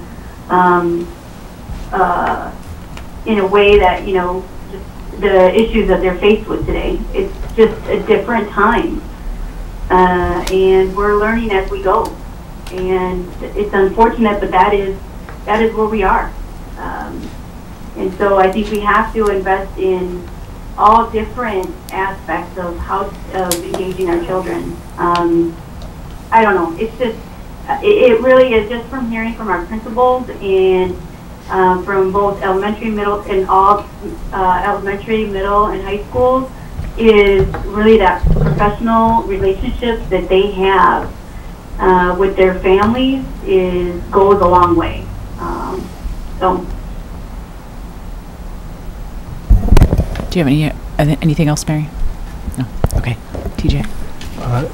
Yeah, I want to build on a couple of things that Mary said, and then I have a couple of questions too about things that Jay said, and also these things in the 2 PowerPoints. First off, as Jay said, PBIS and implied is kind of the universal, as opposed to the high needs and etc. But I do think when we look at our investments in PBIS, and then I want to add to it our investments in BEAs, our investments in security, our investments in assistant principals, our investments in deans, our investments in restorative justice, our investments in welcoming schools, that we got a lot going on here. And the analysis and recommendations here deal with counselors, psychologists, and social workers. And in terms of total dollars, that list I just gave is a lot more. And I think that we have to make decisions around, how are we doing with the universal? Are our classroom teachers doing okay with that? And is it the interventionist piece we need? And in which case then we're looking for things like the mental health work. I think that everyone at this table wants to see the mental health work expand as quickly as we can do it with quality. But so I think that a discussion of the BEP and behavior that doesn't include all those different positions and programs I listed is very incomplete. And there's probably some other ones that I missed. I don't know. But those are the ones that was my list. So that's kind of my comment building on Mary. Jay, at one point you talked about with the psychologists, I believe it was the psychologists, social workers, and counselors, lower minimums. What kind of minimums are we talking about? Are we talking 0.4s, 0.3? Well, 0.4 now is the minimum, isn't it? On at least one of those. Correct. So lowering the minimum slightly. Obviously, we don't want to create the problem of now we're not, addressing the social work needs in a building or the psychologist needs in a building. And so lowering them enough to create some flexibility. Quite often it's a 10th or 2 that then shifts an entire staffing plan. And so I don't have the perfect answer to that, but just enough and not too much. Right now, social workers 0.4 minimum. Is there a minimum on psychologists? Be the same. It's 0.4 also, and counselors. We have counselors at middle and high school. Correct. And what's the minimum at middle school on counselors? Whatever Badger Rock has. They all get a 1.0. Yeah. Even Badger Rock? They've got 80 students. No, I don't know if they do or not. Okay, so Elementary doesn't have. So we'll check in on that. Jay, you also said kind of in passing, BEA come out of PBIS. Is that how the allocation's done? Because in the past we've done direct allocations for BEAs, and so I didn't understand what that phrase meant. So my understanding is that it's building specific, that it starts out as PBIS allocation and then schools can convert it to BEA. It might be that it goes directly, in some cases, to a school in their workbook as a BEA. I honestly don't know the details of how that's played out in years past. I guess that if we can get some clarity on that, would be, if we can get some clarity in writing, would probably be good. And also, some schools choose to use some of their title funding for, so they're right. Multiply funded, I guess I would say. It's a blended approach. So if we can understand that relationship, that would be good. That'd be good. And then the last thing is that, that the first time I spoke tonight, I said that I was going to, that I was tempted to go through all 70 pages, and I didn't do that. But in the discussion, number one is I support the increases in social workers, counselors, and psychologists. I don't think that the 6.2 would probably going to be adequate to meet the needs of our students. But I think that our context on this is bad, and on the 70-page PowerPoint on page 50, if at all you can pull that up, Barb, The numbers from MMSD are woefully wrong on it, woefully. None of the data points match. D, and I wait for Barb for a second, and I think it misleads the context of what we're talking about here. If these are being provided for context, based on, and unless the budget information we were given in the budget is wrong, because that's what my calculations are based on.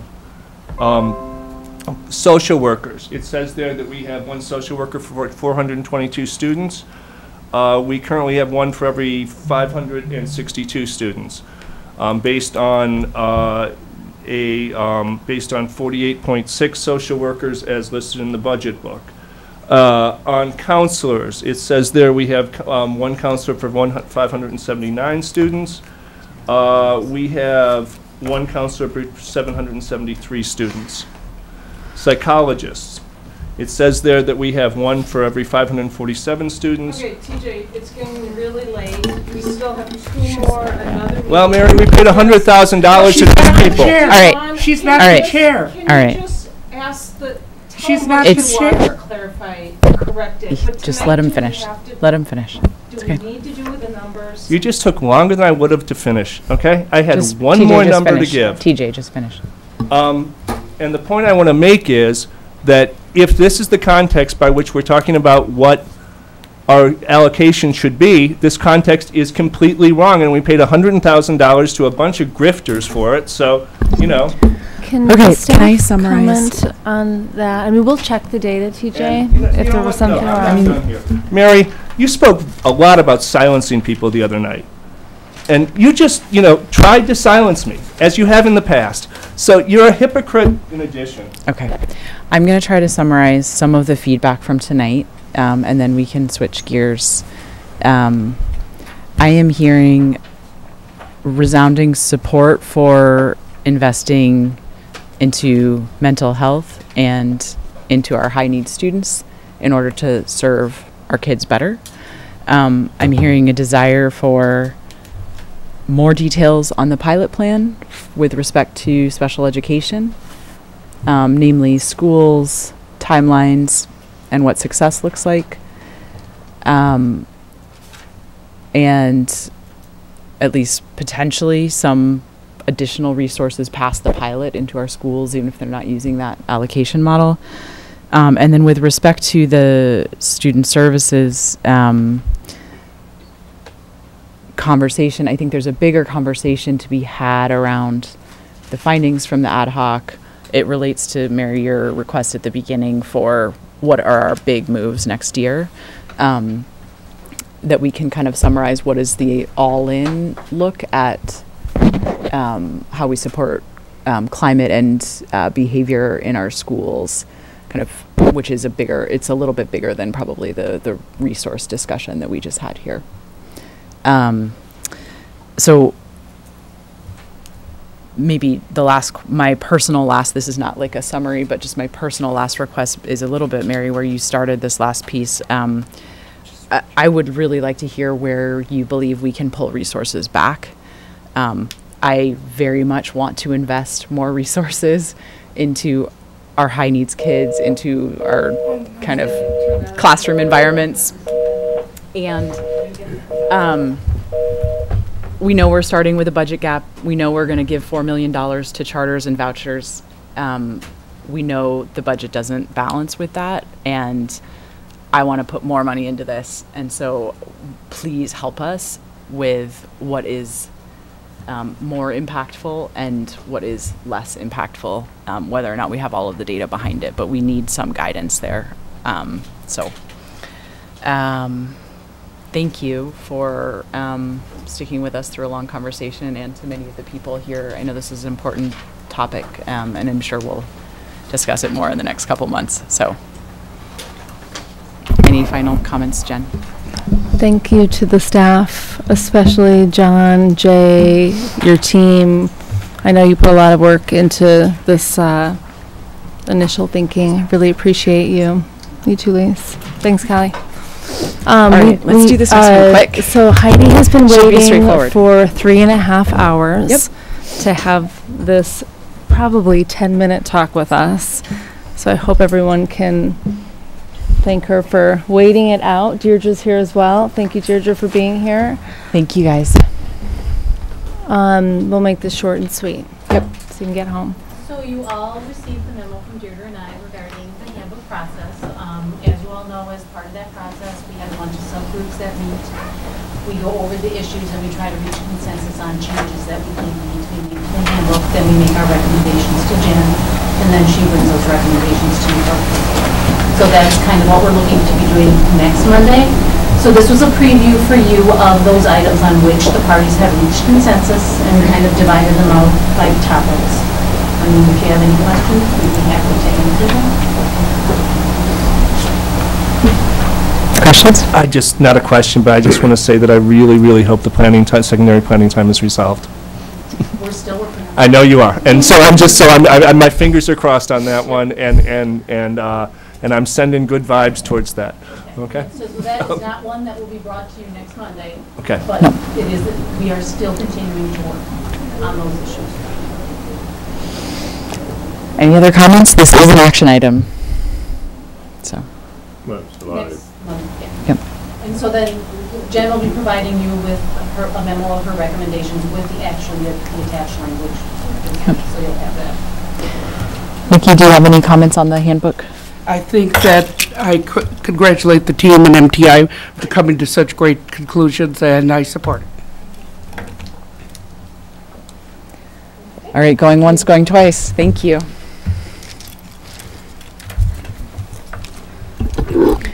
Move to All adjourn. right. Who's gonna move to adjourn? All right. Do I have a second? Second. All right. We are adjourned. Thank you, guys. Oh, all right.